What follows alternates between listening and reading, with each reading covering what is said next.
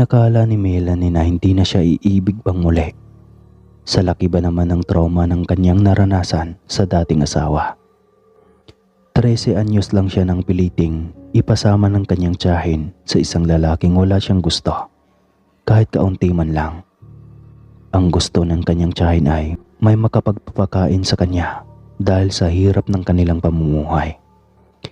Nakiusap pa noon si Melanie na magtatrabaho na lang siya sa Maynila para hindi maipasama sa nasabing lalaki. Ngunit hindi ang mga ito pumayag. Sa pilitan nitong ipinasama sa lalaki si Melanie na isa pang inosente at walang alam kung gaano kahirap maging asawa at ina. Maraming pagkakataon na gusto ng lalaki na makipagtalik sa kanya, ngunit ayaw ng bata. Kaya ang nangyari ay dinadaan siya nito sa dahas. Tinatalian pa ang kamay para tagumpay na maisagawa ang karahasan. Hanggang sa nagbunga ito at sa edad na 14 ay isa ng inosenteng ina si Melanie. Ngunit naging mabuti siyang ina sa bata hanggang sa lumaki na rin ito at nasundan na namang muli. Umabot sa 4 ang nabuong anak nila ni Melanie at lahat ng mga iyon ay bunga ng karahasan. Kahit umabot na sa ganoon karami ang kanilang anak, ay hindi nagawang ibigin ni Melanie ang marahas niyang asawa. Nang magkasakit ito sa atay dahil sa pagiging lasinggero ay tila natuwa pa si Melanie dahil makapagpahinga na siya sa abusadong asawa. Bahala na lang kung sa paanong paraan niya bubuhayin ang 4 na anak. 12 anyos ang kanyang panganay, 10 taon ang sumunod, 8 taon ang pangatlo, at 6 na taon ang bunso. May panlima pa sana dapat kung hindi lang siya nakuna noon. Nagdesisyon ang byuda na makikipagsapalaran sa Maynila. Maghahanap siya ng trabaho para sa kanyang mga anak. Kapag hindi siya magtatrabaho, ay sigurado gutom ang aabutin ng 4 niyang anak. Makalipas ang 2 taon niyang pagtatrabaho sa kanyang amo, ay tinaasan na nito ang kanyang sahod. Laking tuwa ni Melanie dahil laking tulong rin iyon sa kanyang mga anak na lumalaki na rin ang pangangailangan. Binigyan na rin siya nito ng day off, kaya tuwing linggo ay nakakagala siya sa mga lugar na nais niyang puntahan. Nakilala niya si Dendo, mga nasa 30 pataas na ang edad nito, nang magkakilala silang dalawa. Napag-alaman niyang matandang binata pala ito at napakailap sa mga babae. Sobrang gaan ang loob ni Melanie sa binata, hanggang umabot sa puntong umiibig na siya rito. Hindi niya ipinagtapat na isa siyang byuda. Hindi na rin nagtagal ang panliligaw ng binata. Sinagot na kaagad ito ni Melanie. Dumating ang araw na gusto na ni Dindo na magsama sila. Tsaka lang ipinagtapat ni Melanie sa kanyang kinakasama ang tungkol sa 4 na anak. Nung una, nagalit si Dendo dahil niloko siya ni Melanie. Ngunit sa huli ay natanggap na rin ito lahat at ito pa mismo ang humikayat kay Melanie na kukunin ang mga anak sa probinsya at nang magkasama na silang manirahan sa bahay ni Dendo. Sobrang saya ng mga anak ni Melanie, lalo na ang panganay na si Sylvia. Matagal na nitong pangarap na pumunta ng syudad at ngayon ay natutupad na rin. Unti-unting naging malapit kay Dendo ang mga anak ni Melanie. May nakilala si Sylvia na kapitbahay, si Amado. Gwapo, mabait at palakaibigan. Naging magkalapit ang dalawa hanggang sa naging manliligaw na ito ni Sylvia. Nang malaman ito ni Dindo ay tila nagsisilos ito at binalaan ng dalaga na huwag nang makipag-usap pa sa binata. Ngunit hindi nakinig ang dalaga, bagkus ay nakipagrelasyon pa siya rito. Nang malaman iyon ni Dindo ay nanggagalaito ito sa galit. Tanyag na mga agresibong aswang ang pamilya ni Amado, kaya siguradong isa rin sa mga ito ang binata. Bakit ba galit na galit ka? Si mama nga okay lang. Ikaw pa na hindi ko ama. Galit na saad ni Sylvia. Bakit? Di hamak naman mas gwapo ako sa taong iyon, di ba? Bakit doon ka nagkagusto? Tanong ng ama-amahan nito. Doon lang natigil si Sylvia. Noong unang kita pa lang kasi ay may lihim na siyang gusto sa kanyang stepfather. Sa utos ng bugso ng damdamin ng batang si Sylvia ay hindi na nito naalala pa ang kanyang ina. Kung ano ang mararamdaman nito sakaling mabisto sila. Habang tumatagal ay mas lalong naging halata ang lambingan nilang mag-ama. Hindi na ito normal na mag-ama lang. Minsan ay nahuhuli pa ni Amado ang kasintahan na sinusubuan ang ama-amahan nito. Nahahalata na ni Amado ang pagiging malapit ng mag-ama, kaya nagduda ang binata at minamanmanan ang dalawa. Napatunayan nga ni Amado na may lihim na tinatago ang dalawa, na tuwing gabi bago darating si Melanie galing sa trabaho ay ang panganay muna na anak nito si Sylvia ang pinagkakaabalahan ng kinakasama. Isang gabing maaga ang dating ni Melanie. Nakabantay na rin si Amado para gawin ang planong gawing pagkain ng napakawalang hiyang si Dendo. 10:00 palagi ang dating ni Melanie galing trabaho. Ngunit na mga oras na iyon ay 8:00 pa lang ng gabi ay nakauwi na siya dahil biglang sumama ang pakiramdam. Ngunit tahimik na ang loob ng bahay, tulog na rin ang kanyang mga anak.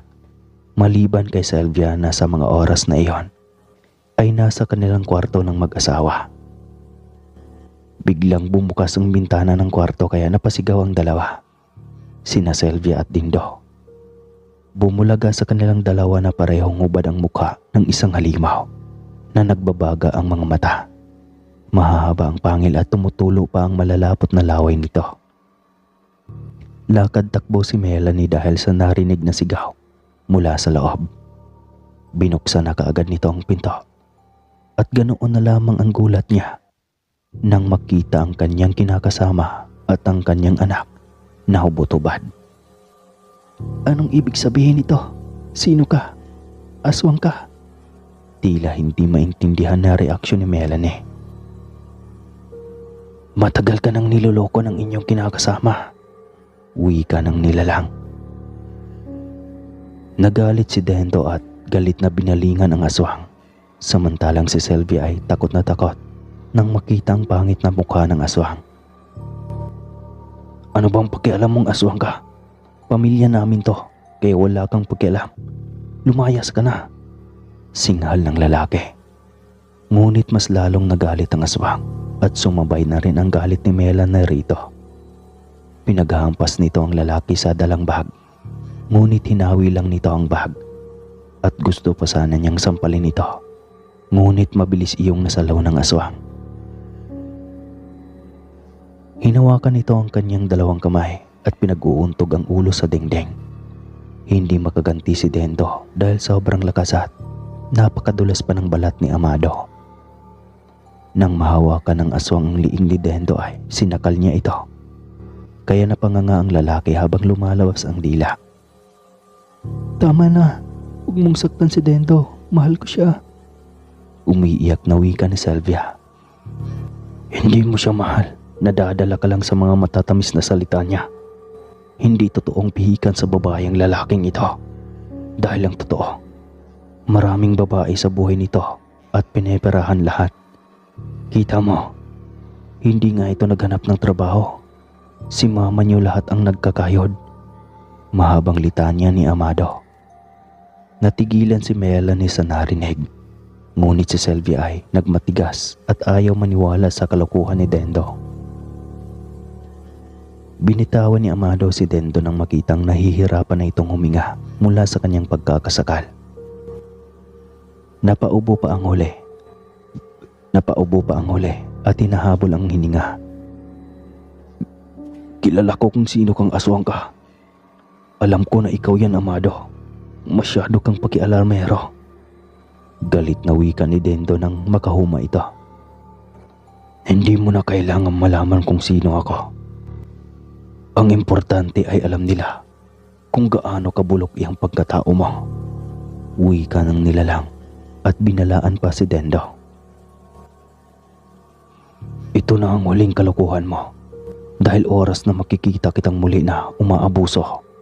Impyerno ang kalalagyan mo. Wika ng nilalang at tuluyan ng tumalon sa bintana. Mabilis itong nawala sa paningin ng lahat. Nang makahuma si Melanie, ay kaagad hinanap ang malalaking bag at maleta. Mag-iimpake na ito at aalis sa bahay ni Dendo kasamang 4 na anak. Ngunit nagmatigas si Sylvia. Ayaw nito mawala sa tabi ng ama-amahan. Sa sobrang galit ng ina ay nasampal nito ng napakalakas si Sylvia at binalaan na ipapakulong ang kinakasama at maging si Sylvia ay iluluklok ito sa mga taga-DSWD. Dahil sa takot ay nagmakaawa si Dendo kay Melanie na huwag na siyang iwanan. Pinalabas pa nitong inakit lang siya ni Sylvia kaya niya nagawang mangloko. Nanlomo si Sylvia sa narinig. Mas lalong nakatikim pa siya ng maraming sampal sa ina. Hindi niya akalaing kaya siya nitong ilaglag. Nagalit ang dalaga sa ginawa ng ama-amahan. Pagkatapos siya nitong ipaglaban ay ganoon lang pala siya nito kung ipagkanulo at ilaglag. Kinaumagahan ay maagang pumunta si Sylvia sa tindahan. Maaga siyang nagutom dahil hindi ito nakapaghapunan kagabi. Dahil inuna pa niya ang kalandian na siyang sumira sa maganda nilang pagtitingin ng mag-ina. Malalim ang kanyang iniisip at hindi man lang niya napansin ang kanyang kasabayan sa paglalakad. Na paano yang mukha mo? At bakit ang dami mong pasa sa paa? Tanong ng isang pamilyar na boses. Napatingala kaagad siya rito, sabay daloy ng kanyang mga luha. Amado, patawad kung niloko kita. Patawad at nagpadala ako sa mga kasinungalingan ng aking ama-amahan. Patawarin mo ako, Amado. Umiiyak na wika ng dalaga. Palingon-lingon pa ito sa paligid. Ngunit walang ibang taong naglalakad roon maliban sa kanila. Bakit? Sinaktan ka ba niya? Galit na tanong ng binata. Sinaktan ako ng mama. Nilaglag niya ako sa aking ina. Napakasinungaling niya, Amado. Pagkatapos ng lahat ng ginawa niya sa akin, sinira niya ang buhay ko. Umiiyak na wika ng dalaga. Mataman lamang na nakatitig sa kanyang kasintahan. Biglang may naalala si Sylvia. Kaya lantaran niya itong tinanong sa binata. Amado, aminin mo sa akin. Ikaw ang aswang na iyon, diba? Kung ikaw ngayon, patayin mo si Papa Dendo. Ipagiganti mo ko sa kanya. Galit na wika ng dalaga. Ang totoo ay galit na galit siya sa ama-amahan dahil hindi siya ang pinili nito pagkatapos silang mahuli. Natais pa siya nitong tignan habang sinasaktan ng ina. Kaya kung hindi rin lang naman niya mapasa kanya ang ama-amahan, mas mabuti na lang mawala na ito. Total sira na rin lang ang ugnayan nilang mag-ina. Walang Amado ang nagparamdam ng gabing iyon, kaya dismayado ang dalagang si Sylvia. Siguro nga ay hindi totoo na aswang ang pamilya ni Amado. Nang makakuha ng pagkakataon ng ama-amahan na makausap si Sylvia, ay binilog na naman ang utak nito. Kinonsaba pa ang dalaga na magkunwaring magkagalit sa tuwing nariyan ang ina. Inakala ng dalawa ay tagumpay ang kanilang plano. Ang hindi nila alam ay lihim na nakamasid ang dalawang isang pares ng mata sa dilim. Dismayado si Amado sa nakikita. Maging ang ina nito ay naatim nitong lukuhin sa ikalawang pagkakataon. Hindi man lang ito nakaramdam ng pagsisisi sa kanyang ginagawa. Nagngingit-ngit sa galit si Amado. Kailangan niya niyang maputol ang pagiging manluloko nito. Kaya isang gabi na lumabas ito ng bahay ay sinundan niya ito. Alam niyang pupunta na naman ito sa kanyang sugar mommy para makakuha ng pera. Gusto niya itong patayin sa daan pa lang, ngunit hindi niya ito gagawin dahil walang silbi. Aakitin na naman ito si Sylvia sa mga dalang pagkain o gamit para mas lalong mapalapit sa kanya. Naisip niyang mas magandang papatayin niya ito sa harap mismo ng dalaga at maging sa ina nito.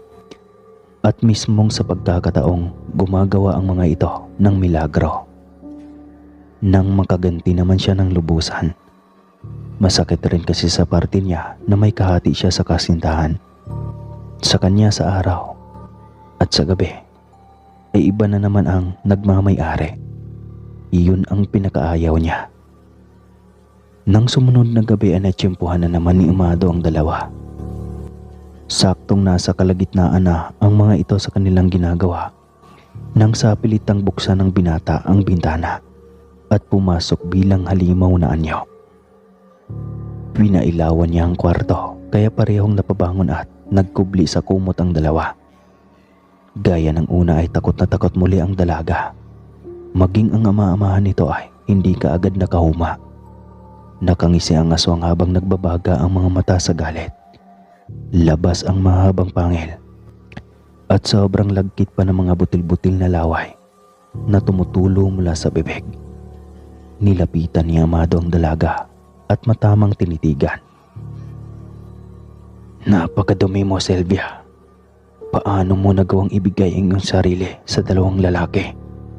Galit na tanong ng aswang. Amado, ikaw ba yan? Takot na tanong ng dalaga. Hinawakan ni Amado ang kanyang uso. Hinawakan ni Amado ang kanyang uso ng kanyang kanang kamay na puno ng mahabang balahibo. Napakahaba ng mga kuko at nangangatal na ang mga ugat. Nanginginig ang dalaga habang tumitingin sa kanyang ama-amahan. Gaya ng dati, kumuha ng tuwalya ang ama-amahan nito at binalak na iwanan ng dalaga sa kamay ng aswang ngunit.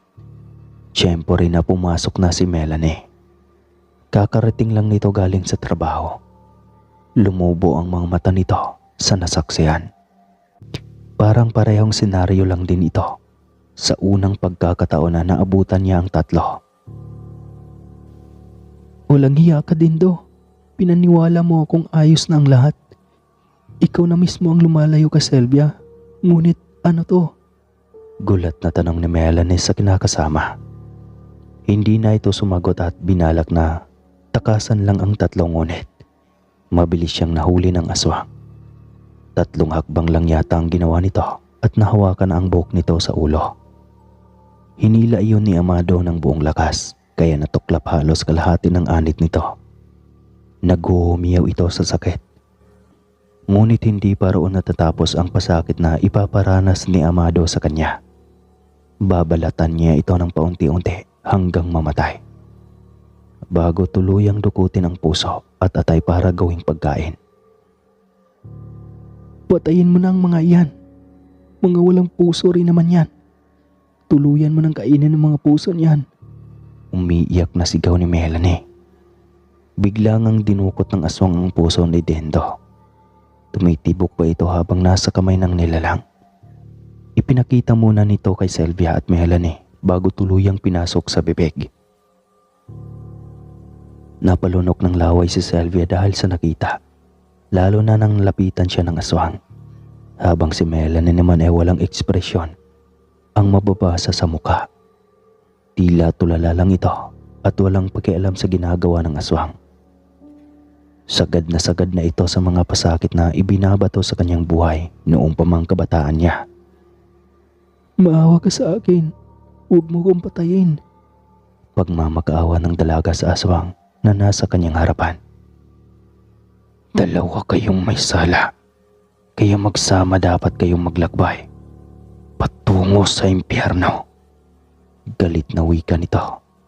Sabay sakal sa dalaga gamit ang kaliwang kamay at dinukot ang puso gamit ang kanan nito.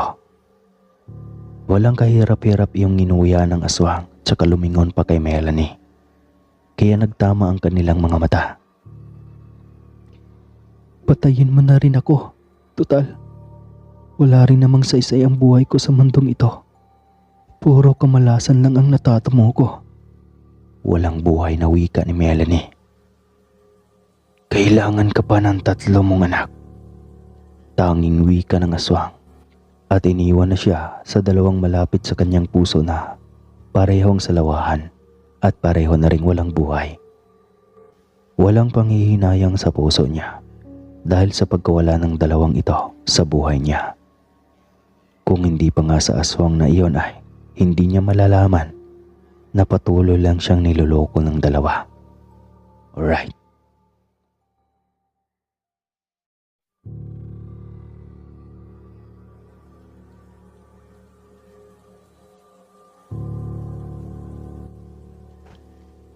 Magandang araw, Sir Casper.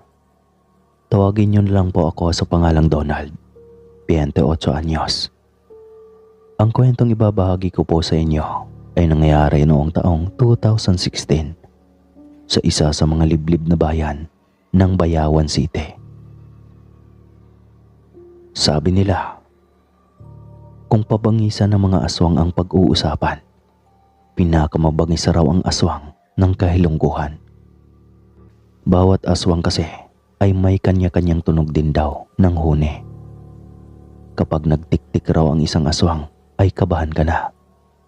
Mabangis na aswang umano iyan mula sa kahilungkuhan.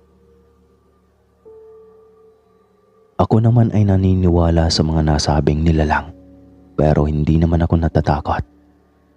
Para sa akin, hindi dapat ikatakot ang mga kagaya nilang na pag-iwanan na ng Panginoon. Mas makapangyarihan pa siya sa kung sino mang nilalang na likha sa dilim. At hindi dapat katakutan lalo na't ang buhay sa mundo ay may hangganan. Kung namamatay tayo, ay mas namamatay din sila. Iyon nga lang, palamangan tayo habang nasa mundong ibabaw. Iingatan natin ang ating mga sarili at ilayo sa kapahamakan dahil hindi natin alam kung ano ba ang posibleng tumatakbo sa kanilang isipan. Bagong dayo pa lang ako sa baryo ay alam ko na kung sino ang pinagdududahang aswang sa mga naninirahan doon. Mabuti na lang, itinuro sa akin ng pinsan kong si Flore ang mga katangian at mismong tahanan nila. Isang manggagamot si Flore at walang nakakaalam niyon. Kapag may nakikita siyang may sakit, ay palihim niya lang itong ginagamot. Dahil dati raw, may isang matandang babae ang nagtiwala sa kanya at may ibinigay ng isang pambihirang puno. Iyon ang nilalagyan ni Flore ng langis at siyang ipinapahid sa mga may sakit na milagrosong nagsipagaling ang lahat. Ako nga ay binigyan niya din ng nasabing langis noong minsang masugatan ako ng malalim. Ikinagulat ko ang biglang paghilom ng sugat. Agad-agad na para bang walang anumang nangyari. Kaya doon na ako nagtiwala ng husto sa kaalaman niya tungkol sa panggagamot. Dahil sa hirap ng buhay sa bayang aming pinanggalingan, lumipat kami ng aking asawa sa baryo para doon magsimula ulit. May natagpuan akong lupa na maaari kong isaka at tamnan ng mga gulay. May maliit na bahay kaming pwedeng tirhan ng libre at may mga kapitbahay pa kami sa tapat, yung tinatawag nilang market. Sa tansya ko, 10 stalls ang magkakahilera sa nasabing market. May nagtitinda ng sari-sari, kape at tinapay, mga kakanin, isda, gulay, bigas, at iba pang pangunahing pangangailangan sa bahay. At hindi nawawala ang tanduay. Alright. Pagkarating namin sa panibagong titirhan ay halos pagkaguluhan kami ng mga tao. Napapangiti ako dahil ayon kay Flore, ay ganoon lang daw talaga ang mga tao sa kanilang baryo. Mahilig mang-welcome sa mga bagong mukha. Binabati nila ang aking asawa. Hinatdan nila kami ng iilan sa kanilang itinitinda bilang mainit na pagtanggap nila sa amin dito sa kanilang lugar. Tuwang-tuwa naman si Julie dahil mababait raw ang mga tao sa lugar. Napansin ko pa, Nagbigay ang lahat maliban sa isa, iyong nagtitinda ng karne sa pinakadulong bahagi ng market. Napansin kong matalim ang ngiti nito sa amin, kaya alanganin akong napangiti. Nang sa tingin ko ay walang balak lumapit ang babae, hindi ko na din siya pinansin pa at tumalikod na ako. Nag-aayos kami ng aming mga gamit sa loob ng kwarto nang may kumatok sa aming pinto. Napakunot noo ako. Bago pa lamang kami sa lugar kaya wala kaming inaasahang bisita. Sabi ni Julie, baka ang isang iyon sa mga tindera sa market at may nakalimutan lang. Tumango ako at hinayaan na siyang pagbuksan ang bisita. Sinilip ko siya sa may pinto at nakita kung sino ang nasa labas. Napakunot ang aking noo nang malaman kong iyon ang babaeng matalim na nakatingin sa akin kanina sa tapat. Iyong nagtitinda ng karne. Napansin kong kulot pala ang buhok niya at kakaiba kong tumingin. Bigla akong nakonsensya. Baka may kakaiba lang sa kanyang mga mata kaya ganoon. Naisip ko na may depresya at nahihiya lang lumapit. Nginitian ito ni Julie nang may iabot ng 1 kilong karne ang babae. Tinapik nito ang aking asawa sa balikat na hindi ko na din napagtuunan ng pansin dahil dati kapag may tumapik raw sa aming balikat, otomatikong kailangan daw namin itong itapik pabalik. Kapitbahay naman namin ang babae. Ano man ang mangyari ay madali naman siyang mapupuntahan. Nagpasalamat si Julie at kaagad nang isinara ang pinto. Lumapit siya sa akin at ipinakita ang kulay blue na plastic, pero nakalitaw naman ang laman. Tumatawa ang aking asawa sabay sabing, maganda raw ang lugar na to dahil makakalibre kami ng ulam sa loob ng 1 linggo. Kinagabihan, sabay kaming naghapunan. Nakapagtatakang 7:00 pa lang pero tahimik na ang buong lugar. Hindi ko na nakikitang bukas ang mga tindahan sa tapat at lalong wala na akong nakikitang naglalakad sa kalsada. Nagsisimula ng maglabasan ng mga naglalakihang aso na hindi ko alam na alaga pala ng aming mga kapitbahay. Nakakangilo ang kanilang mga angel at alulong. Tila ba may nakikita silang hindi namin nakikita. Nararamdaman ko ang pagsiksik ni Julie sa aking dibdib. Alam kong natatakot siya dahil para sa amin, hindi magandang premonisyon ang makarinig ng umaalulong na aso. Bumangon ako at nagpasyang sumilip sa bintana. Wala pang maayos na tarangkahan ang aming bahay dahil hindi pa ako nakakapag-ipon ng mga kahoy na gagamitin sa pag-aayos ng aming tahanan. Kitang-kita ko ang mga nangyayari sa tapat, partikular na ang sa harapan ng bahay ni Aling Bebe, ang matandang ginang na nagbigay sa amin ng karne. Habang kinaklaro ko iyon ay hindi ko maiwasang panindigan ng balahibo. Sigurado akong may kababalaghang ginagawa ang ginang na lingid sa aming kaalaman. Hindi ko alam kung ano ba ang nagtulak sa akin para lumabas ng bahay at matyagan ang kanyang ginagawa. Hindi ako napigilan ni Julie nang sabihin ko sa kanya na lilibot lang ako saglit sa market. Dumiretso ako sa tahanan ni na Aling Bebe at napagtantong mukhang walang tao sa buong bahay. Nakaawang kasi ang pinto at walang palatanda ang may tao doon. Lumibot nga ako sa likurang bahagi ng kanyang tindahan at napatda sa aking nakita. Naglalakad si Aling Bebe papunta sa malaking balon na iniigiba ng mga tao ng tubig at tila ba wala sa sarili. Lalaki akong tao pero aminado akong tila maiihi ako sa labis na takot ng mga sandaling iyon. Matapang lang naman ako kapag may armas. Ngunit sa pagkakataong iyon ay nakalimutan kong dalhin ang aking itak Humakbang ako papalapit sa kanya at kaagad na nabigla nang lumingon siya sa akin. Kay bagsik ng kanyang mukha. Ngunit nagulat ako nang may sumugod sa akin mula sa likuran. Gayon na lang ang pagkasindak ko nang makita ang isang matandang babaeng may nanlilisik at mapupulang mga mata. Ang kanyang hingal ay tila nagiging angil na animo. Galit na galit sa akin. Hindi ako nakapiyok nang daluhungin niya ako, tsaka pinagsasampal ng maraming beses, hanggang sa pagkaramdam ko ay namagana ang aking pisngi. Hindi ako kaagad nakagalaw. Dinaig ako ng matinding takot nang makita ang mabalasik niyang anyo. Humaba ang kanyang buhok at pumulupot iyon sa akin. Naramdaman ko pa ang ilang parte niyon na pumasok sa aking ilong at tenga.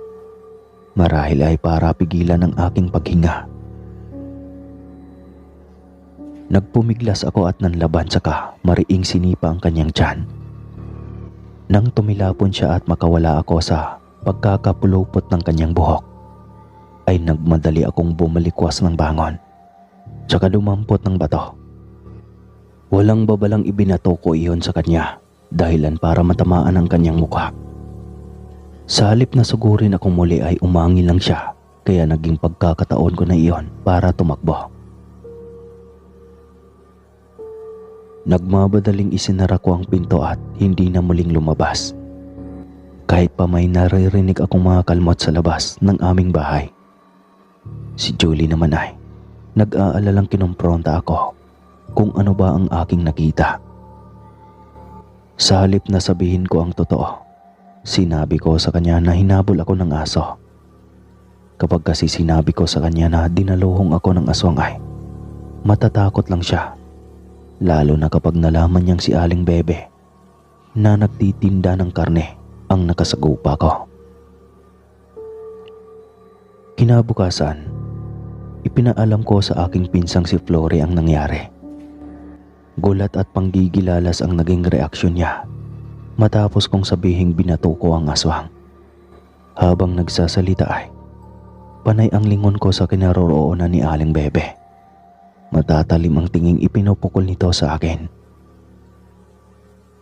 Ipaniluwanag ni Flory sa akin na matagal na umanong kilalang aswang ang nanay ni Aling Bebe.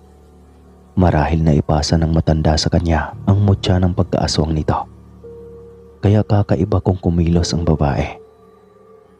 Napansin ko pang tila kakaiba ang pakikitungo niya sa aking asawa. Sabi ni Flory, huwag raw akong papakampante. Mapanlin lang daw ang mga aswang. Magaling silang magpanggap na mabubuting tao upang mahulog ka sa kanilang bitag. Dapat raw ay palagi kaming mag-iingat. Bago umalis si Flory ay may ibinigay siyang botelya sa akin na may lamang langis.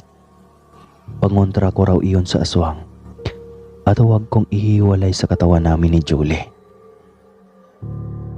Hindi na din ako nagsalita pa at kinawayan na si Flory. Malapit lang naman ang bahay niya sa tahanan namin at palagi din siyang dumadalaw sa amin. Natapos na lang ang pag-uusap namin ay matalim pa din na nakatingin sa akin si Aling Bebe. Kinahapunan, nagpaalam sa akin si Julie na bibili ng sibuyas sa tapat. Kaya tumango lang ako. Hindi ko naman inakalang sa tindahan siya ni Aling Bebe bibili at huli na din para mapigilan ko siya. Hindi ako nakapagsalita nang makita kong 3 beses niyang tinapik ang aking asawa. Tsaka ibinigay ang sibuyas na binibili nito. Nang makauwi sa bahay si Julie, gayon na lang ang gulat ko nang malamang inaapoy siya ng lagnat. Nataranta ako at kaagad na bumili ng gamot sa tindahan. Nang bumalik ako sa bahay, naabutan ko siyang nakasiksik sa ulunan ng aming kama. Takot na takot at halos hindi makausap. May itinuturo siya sa kisame na naging dahilan upang magkaganoon siya, kaya labis akong nag-alala. Isa sa tendera sa market ang medyo malapit din sa amin at dinalawan kami. Nalaman niya ang mga nangyari, kaya ipinatawag niya sa kanyang anak si Flore. Hindi niya alam na si Flore ay pinsan ko. Nang dumating ang babae, nagulat siya nang makita ang sitwasyon ni Julie. Nagdideleryo ito at nagsasalita ng mag-isa. Hinawakan ng aking pinsan ang noon nito at biglang napasinghap. Aniya, inaswang raw kami. Ginamot niya si Julie at dinasalan. Tsaka pinahira ng langis ang buong katawan. Kung ano-ano na lang ang isinisigaw nito at nakakaagaw na kami ng atensyon. Tinawag ako ni Flore sabay abot ng iilang barya. Aniya, bumili raw ako ng bawang sa tindahan ni Aling Bebe. Huwag raw akong bibili sa ibang tindahan dahil alam niya kung sino ang may kagagawan ng pagkalagnat ng aking asawa. Tahimik akong tumalima at nagtungo sa tindahan sa tapat. Nakangisi pa akong binati ni Aling Bebe. Sabay sabing mukhang nagkakagulo raw kami sa tapat. Napakuyom ang aking kamao at hindi na lamang nagsalita. Mukhang may kinalaman siya sa nangyari sa aking asawa. Inabot ko sa kanyang barya. Dinampot na ang bawang na kailangan ni Flore. Hindi pa man ako nakakalayo. Nagulat ako nang mangati si Aling Bebe. Tila ba dinapuan ng higad dahil sunod-sunod at matitindi ang ginawa niyang pagkamot. Nakatungangang nakatingin lang ako sa kanya hanggang sa mapangiwi ako nang makitang nagdugo na ang kanyang mukha sa lakas ng pagkamot niya. Anong klaseng bakterya ba ang dumapo sa kanya at gaano na lang katindi ang pangangatin niya? Sa halip na pansinin siya ay nagtuloy lang ako sa bahay at ibinigay kay Flore ang bawang.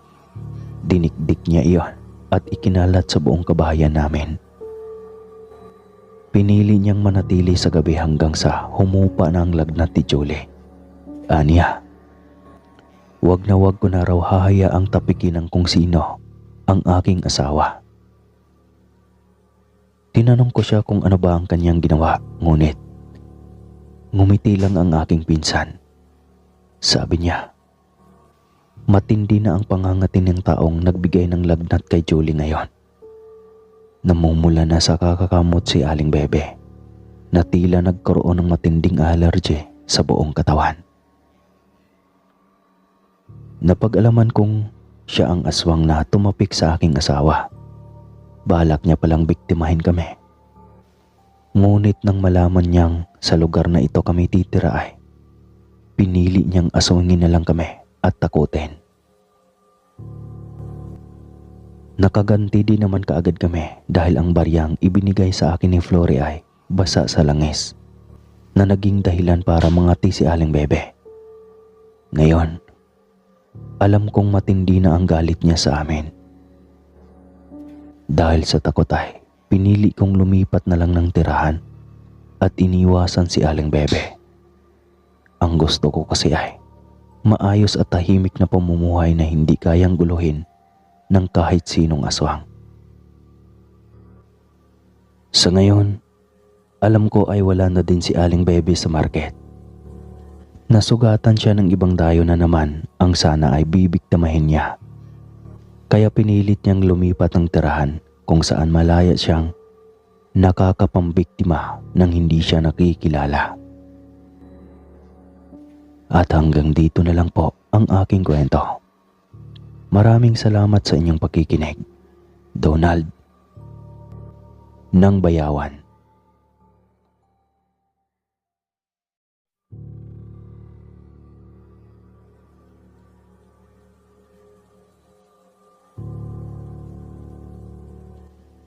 Mapagpalang araw sa inyo, Sir Casper. Tawagin niyo na lang po ako sa pangalang Ben. 82 anyos. Ang kwentong ibabahagi ko sa inyo ay nangyari noong taong 1985 sa isang bayan ng Negros. Noong mga panahong iyon, takot lumabas ng bahay ang mga tao. Iyong may mga bata ay halos hindi nagpapakita sa kalsada o kahit sa bakuran man lang ng kanilang mga bahay. Uso kasi noon ang nakawan ng mga bata. Marami sa amin ang nabiktima na ng misteryosong mandurukot ng mga bata sa aming lugar. Noong una hindi namin alam na ganoon na pala ang krimeng lumalaganap sa amin. Wala kaming ideya na magagaling palang magpanggap ang mga salarin. Una, magmamatsyag muna sila sa mga lugar na nakatakda nilang puntahan para sa araw na iyon. Kikilalanin ang mga taong bibiktimahin nila dahil wala namang pinipili ang nasabing mga kriminal. Pagkatapos niyon, magpapanggap na silang mga tindero at maglalako ng kung ano-anong produkto at kakatok sa mga kabahayan sa natataong oras na walang ganoong kalalakihan sa kanilang mga tahanan. Karamihan kasi sa mga padre di pamilya noon at iba pang mga anak na lalaki ay nasa bukid, nagtatanim at abala sa paghahanap buhay. Pagkakataon na nila para madukot ang mga napili nilang biktima. Kami ay muntikan na din mabiktima nila. Mabuti na lang, hindi kami iniwan ng aming tiyuhin na noon ay nagkataong nahuli ang salarin na balak sanang tumangay sa amin. Mapabata man o hindi ay kanilang tinatangay. Basta kumpleto ka sa internal organs at mapapakinabangan ay wala kang lusot sa kanila. Sabi ng mga kapitbahay, nandurukot umano ng mga bata at malalaking tao ang mga salarin para tanggalan nila ng mata, atay, kidney at puso para ibenta sa mga dayuhan. Pero iyon lang ang akala nila. Ako mismo ay saksi sa ginawa ng mga kriminal na iyon. At hindi lang basta paglalako ang ginagawa nila, kundi nagpanggap silang inosente at kinakaibigan pa ako. Nakilala ko si Ali sa isang kasayahan sa aming tahanan. Kaarawan ko iyon nang rumaragasa siyang lumapit sa amin para humingi ng tulong. Biktima umano siya ng kidnapping at sinesorteng nakatakas lang ang babae, kaya nakarating siya sa amin. Humahagulhol siya sa takot na baka maabutan ng mga humahabol sa kanya.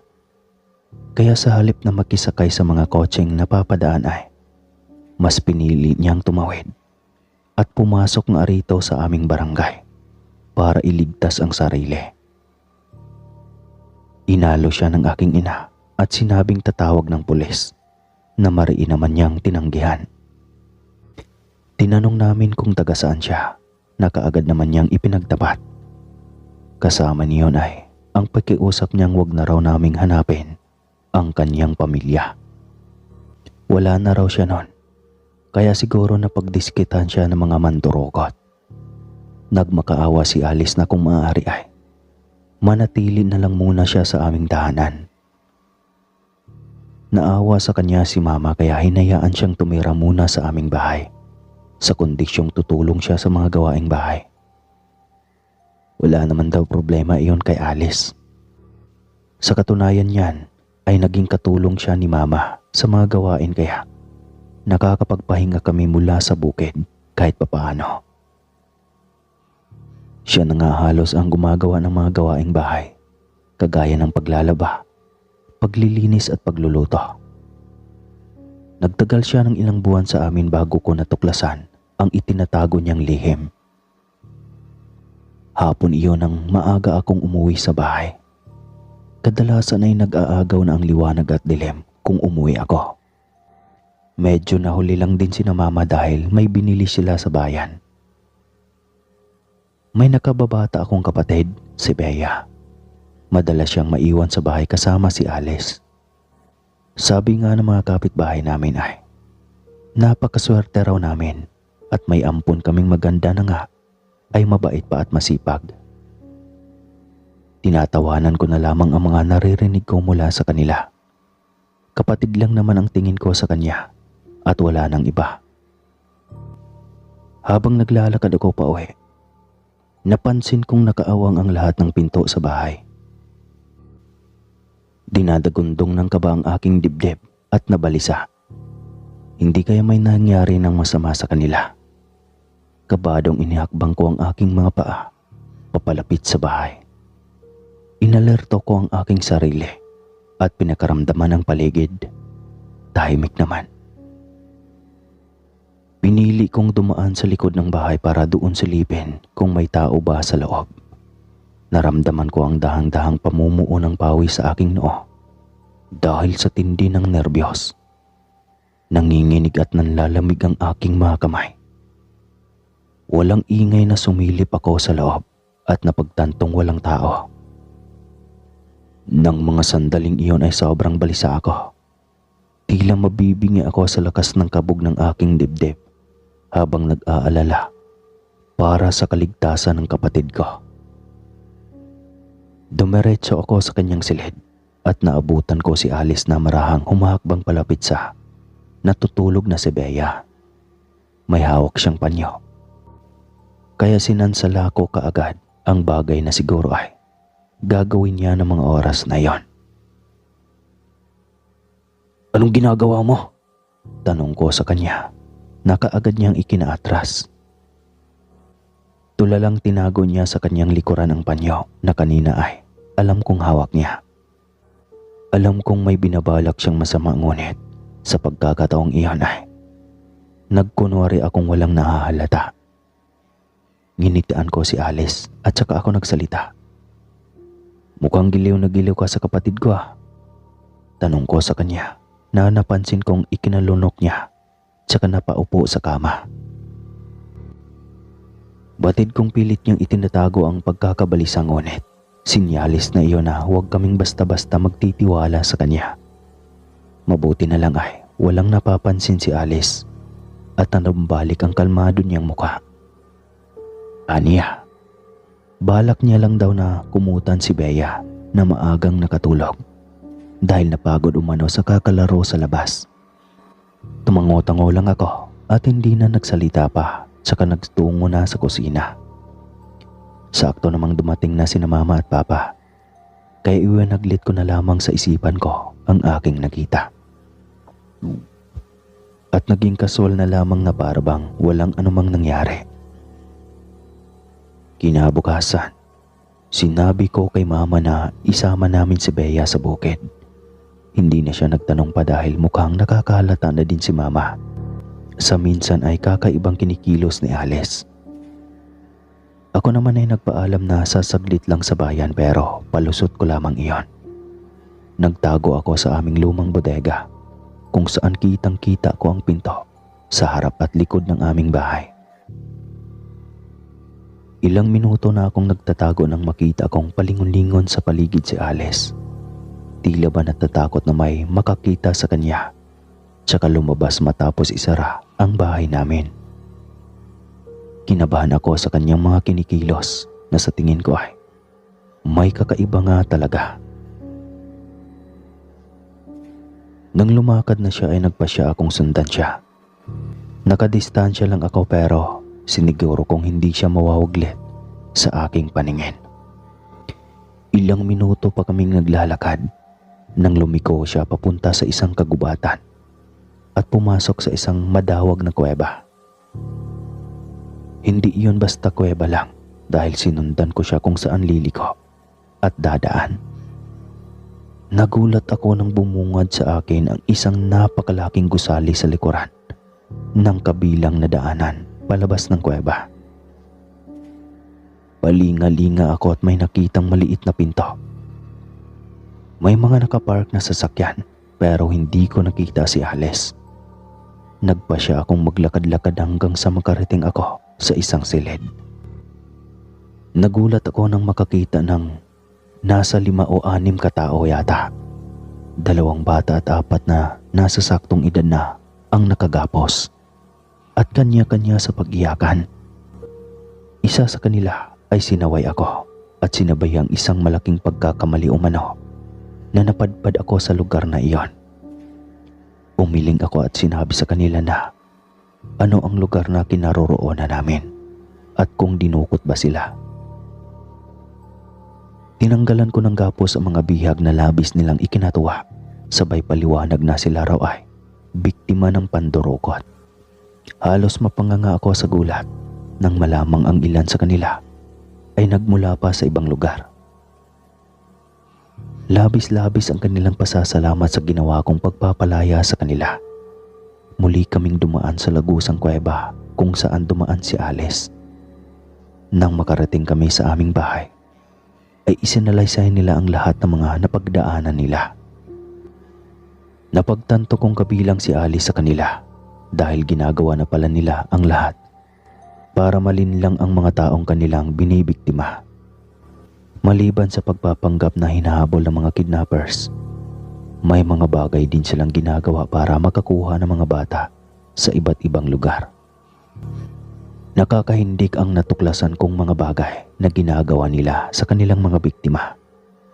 Halos nahirapan ako sa paghinga sa isiping munti ka nang mabiktima ni Alice ang aking kapatid. Ani Roy, binihag sila sa loob ng 1 buwan. Walang gutom dahil pinapakain sila ng tama. Masasarap na putahe pa ang idinudulot sa kanila. Pinapaligo din sila ngunit matapos iyon ay pinagbabalik na sila sa kanilang kulungan upang kapusin. Pinapataba sila para sa pansariling kaligayahan ng mga kidnappers. Sa maniwala raw ako o hindi, ang mga taong ito ay kabilang sa mga makabagong aswang o iyong aswang na hindi na kailangang magbago ng anyo para makapangbiktima. Kumakain pa din sila ng tao pero sa maayos na paraan. Isa sa kasama nila na huling nadatnan nila ay penroseso pa sa harapan nila. Pinatay ang babae at tinanggalan ng balat. Pinili ang mga lamang loob at kinain ng hilaw. Tsaka pinili ang pinakamatatabang parte ng kanilang laman.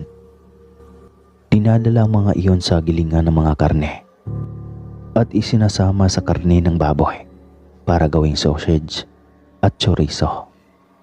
Ang natitira naman ay ginagawa nilang barbecue kung saan pinagsasaluhan nila na parabang normal na karne lang ang kinakain nila. Hindi ko napigilang magsuka sa kanilang isinalaysay.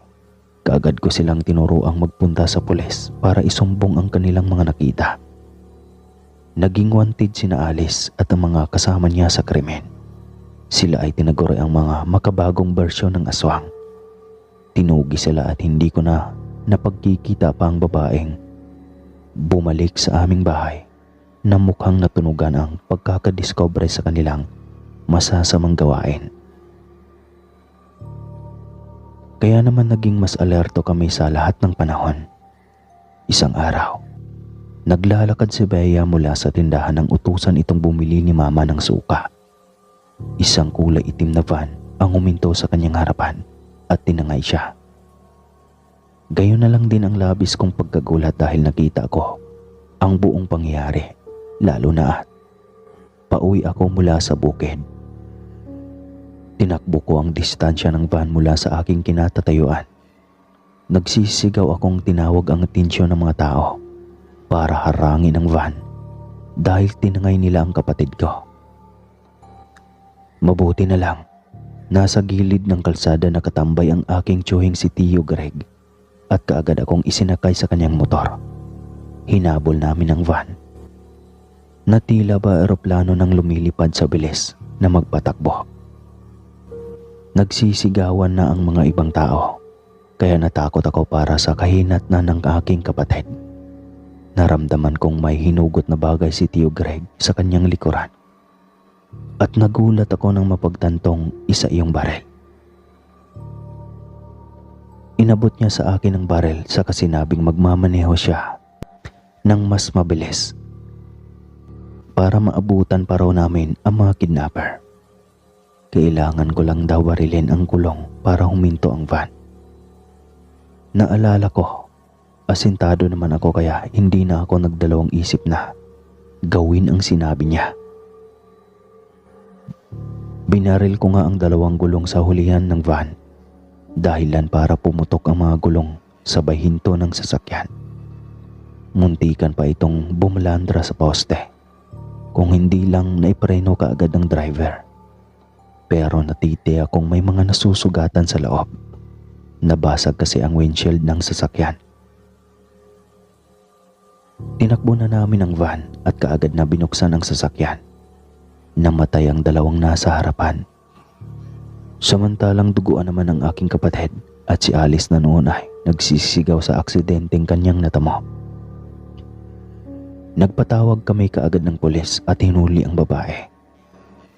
Hindi na ako nag-aksaya pa ng panahon na tanungin siya kung bakit ba nagawa niya ang bagay na iyon. Batid ko na kung anong klaseng tao siya at naririnig ko pa ang huli niyang sinabi.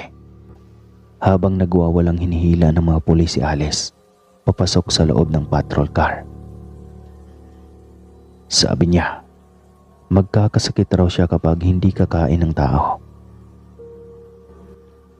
Iling at palatak lang ang narinig kong reaksyon ng mga tao sa kanya. Akala namin mabait siya, ngunit sinira niya ang tiwala naming lahat.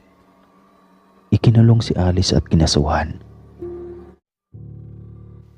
Ang gusaling tinago nila sa mata ng gobyerno ay ni-raid at kinumpiska ang lahat ng mga produkto nilang yari sa laman ng tao.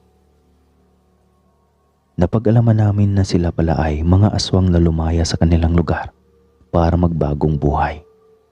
Ngunit patuloy pa din sa pambibiktima sa kakaibang paraan.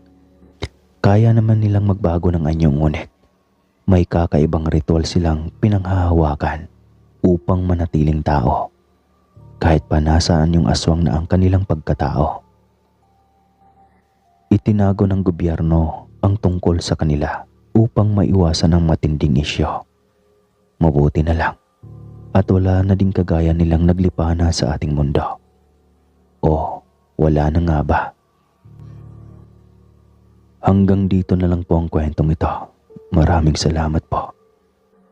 Muli po, ako po si Ben ng Negros.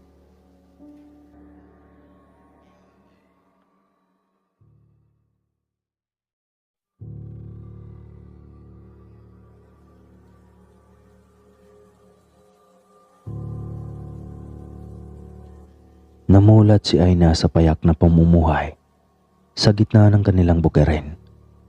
Malaki na ito nang maisipan ng ina na ipasok sa paaralan. Sa edad na 10 anyos ay nasa unang baitang pa rin ito ng mataas na paaralan. Lagi siyang sentro ng pambubuli at minsan pa ay tinatawag siyang anak ng aswang. Hindi niya iyon binibigyan ng pansin.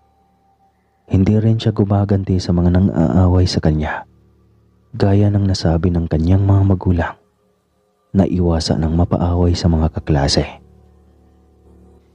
Minsan sa pagiging curious ng bata sa inaakusa ng iba sa kanyang mga magulang ay naitanong niya iyon sa mga ito. Nanay, tatay, sabi daw po ng mga kaklase ko, mga aswang daw po kayo. Ano po ba yung aswang, nanay? Tanong ng bata nang walang kamuang-muwang. Napaka-inosente nito at sobrang limitado ang mga nalalaman dahil nga wala man lang itong kalaro sa gitna ng kanilang lupain. Huwag mo lang kasing pansinin ang mga sinasabi nila. Sabi ko nga sa iyo, hindi ba? Lumayo ka sa kanila. Huwag kang mang-away at huwag ring makipagkwento. Kahit sino man sa kaklase mo. Sagot ng nanay nito. Napatango na lang ang inosenteng bata. Noong una nga itong pumasok sa paaralan ay napakailap at takot sa mga katulad niyang bata. At lalo na sa kanilang guro, itong si Aina. Unti-unti lang itong nasanay ng ilang araw at buwan na itong hatid sundo ng kanyang tatay, sakay ng kalabaw. Minsan nga ay nagtataka ang bata dahil parang ang layo naman minsan ng kanilang bahay at matagal marating ang paaralan. Pero minsan ay sobrang bilis lang nilang makarating. Para siyang nakaidlip lang sandali ay naroon na sila o di kaya nakakauwi na.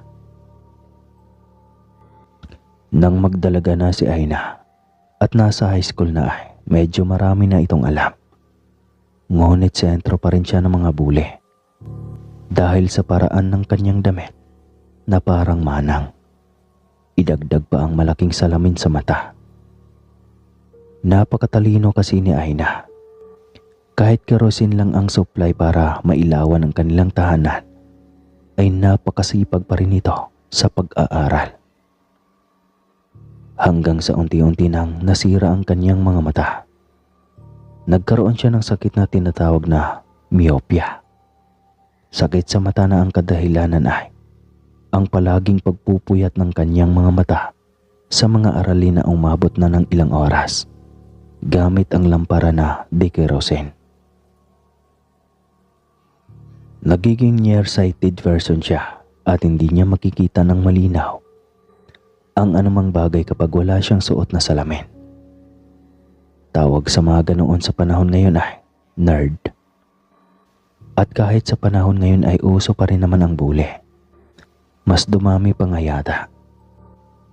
Habang nagdadalaga si Aina ay may kakaibang pagkaramdam siyang nadiskubre sa kanyang sarili. Kahit nasa 100 metro na yata ang distansya niya sa mga taong nag-uusap, partikular na ang pag-uusap tungkol sa kanya, ay maliwanag pa rin niya itong naririnig. Noong una ay hindi niya iyon pinansin, ngunit sa huli ay hindi na niya napigilan na hindi pwedeng ipagtapat sa nanay niya ang lahat. Nako anak, huwag mong intindihan yan. Normal lang sa atin yan. Sagot ng kanyang nanay. Seryoso ka, Nay? Panigurado ni Aina. Oo nga, gift nga iyan eh. Ayaw mo niyan? Tanong pa ng ina. Napalabi na lamang ang dalaga. Paano kasi kapag ganoon, ay ang daming usapan ang pumapasok sa kanyang pandinig. Napakagulo niyan. Okay lang kung nasa bahay lang siya kasi tahimik at walang kapitbahay, kaya wala siyang ibang maririnig kundi awit ng mga ibon at iba pang insekto.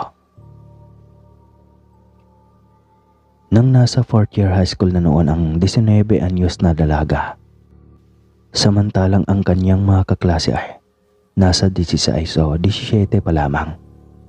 Gaganapin ang junior at senior prom. Ayaw sanang sumali ng dalaga ngunit hindi pwede.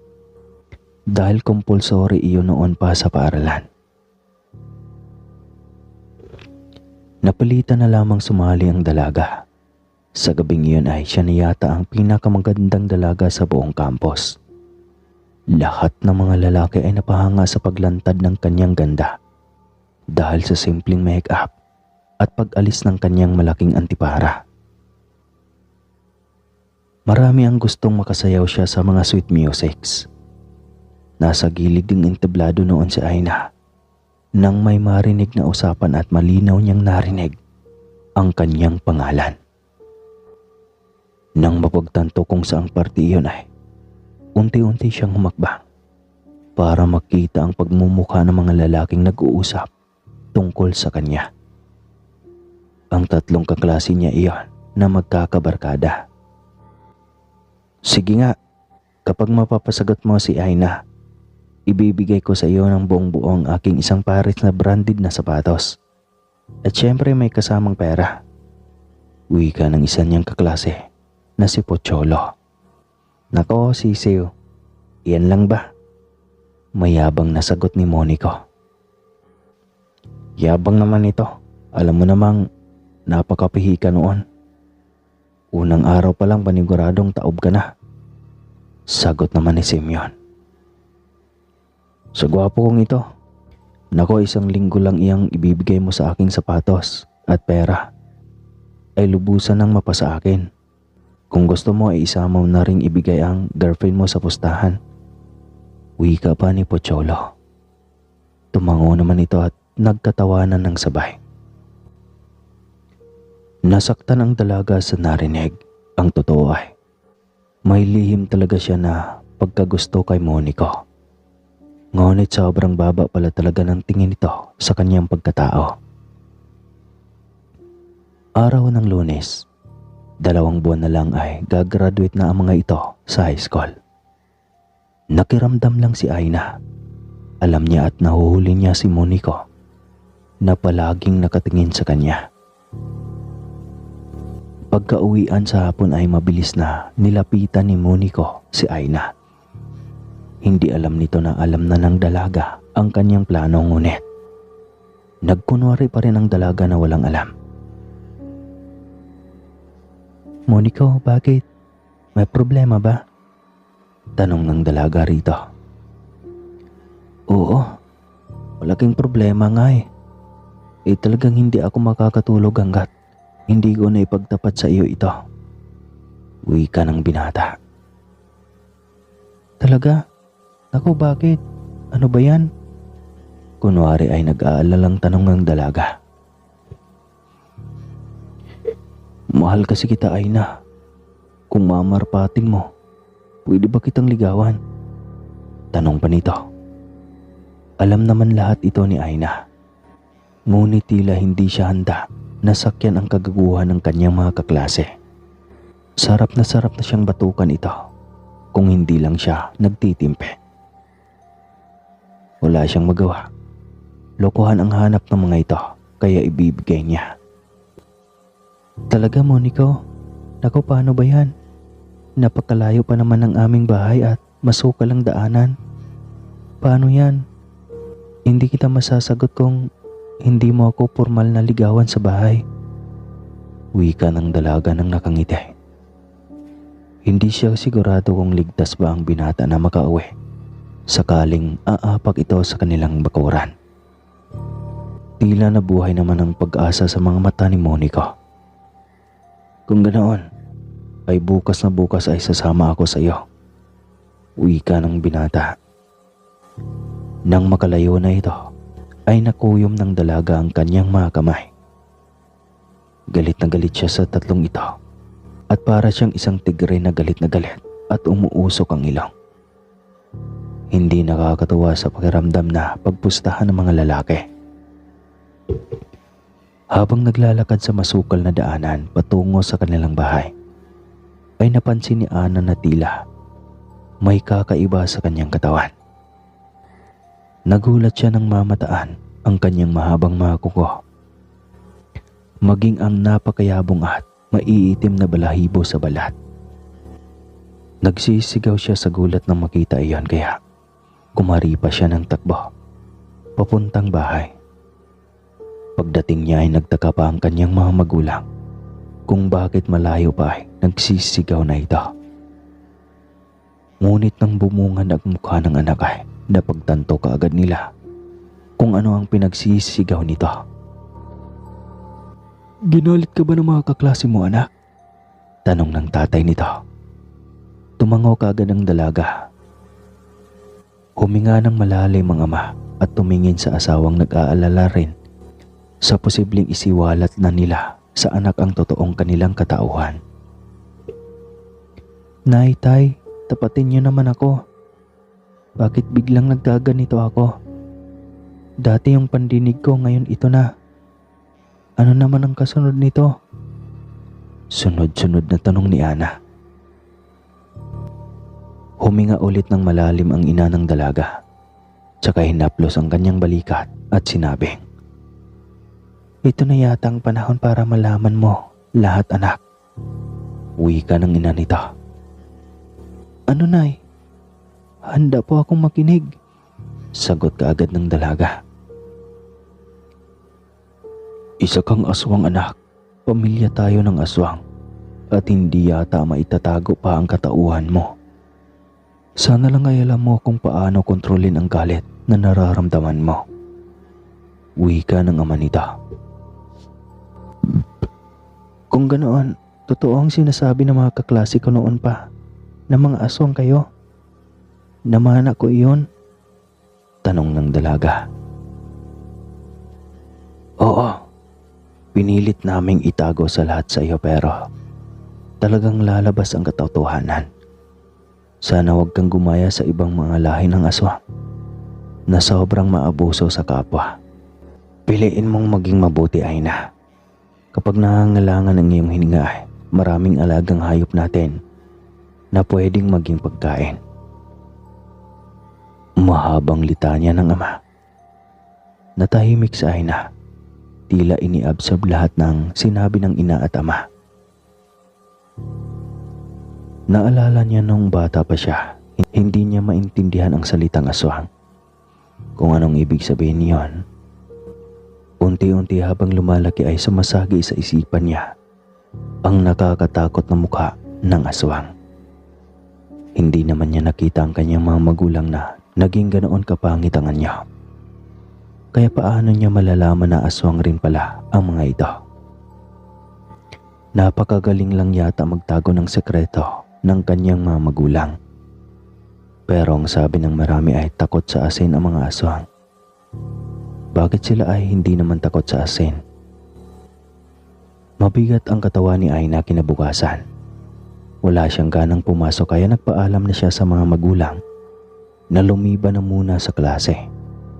Ang di niya alam ay tutuhanin ni Monico ang sinabi nitong papunta sa kanilang baryo para formal na makapagpaalam sa kanyang mga magulang na manliligaw. 6:00 pa lang ng hapon ay nasa bahay na nila ito. Monico, paano mo nalaman ang bahay namin? At saka hindi ka ba natatakot na sobrang masukal ang dadaanan? Tanong ni Aina sa binata.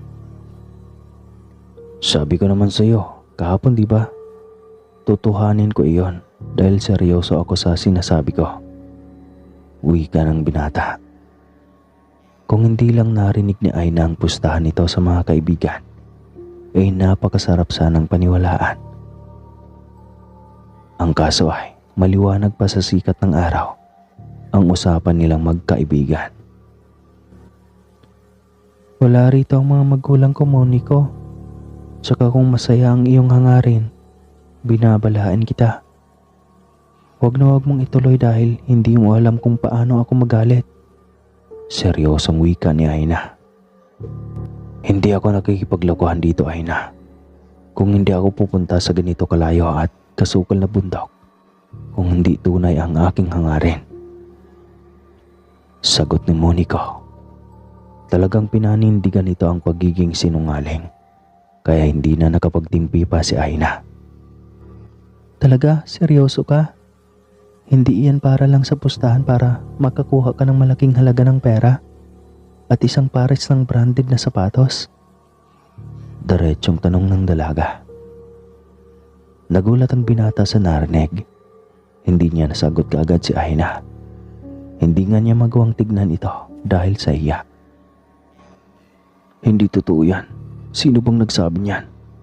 Malamang sinisiraan niya ako sa iyo. Depensa pa ng binata. Napakasinungaling mo talaga, ano? Ako na nga mismo ang nakarinig sa usapan niyo, i-deny mo pa. Huwag na nga ako pumasok para makaiwas pero eto ka.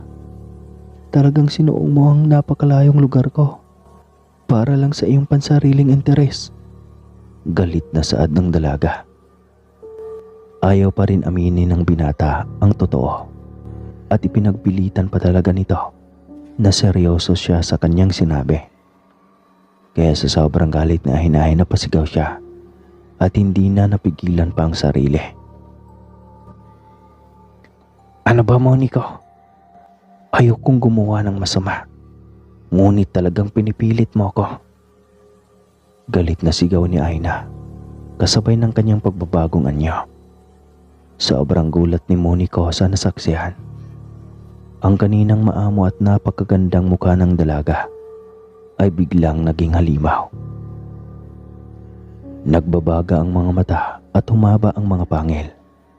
Hindi sumagi sa isip ng binata nang mangyari ang ganoon. Ngayon, sinisigurado ko sa iyong hindi ka na makakauwi ng buhay.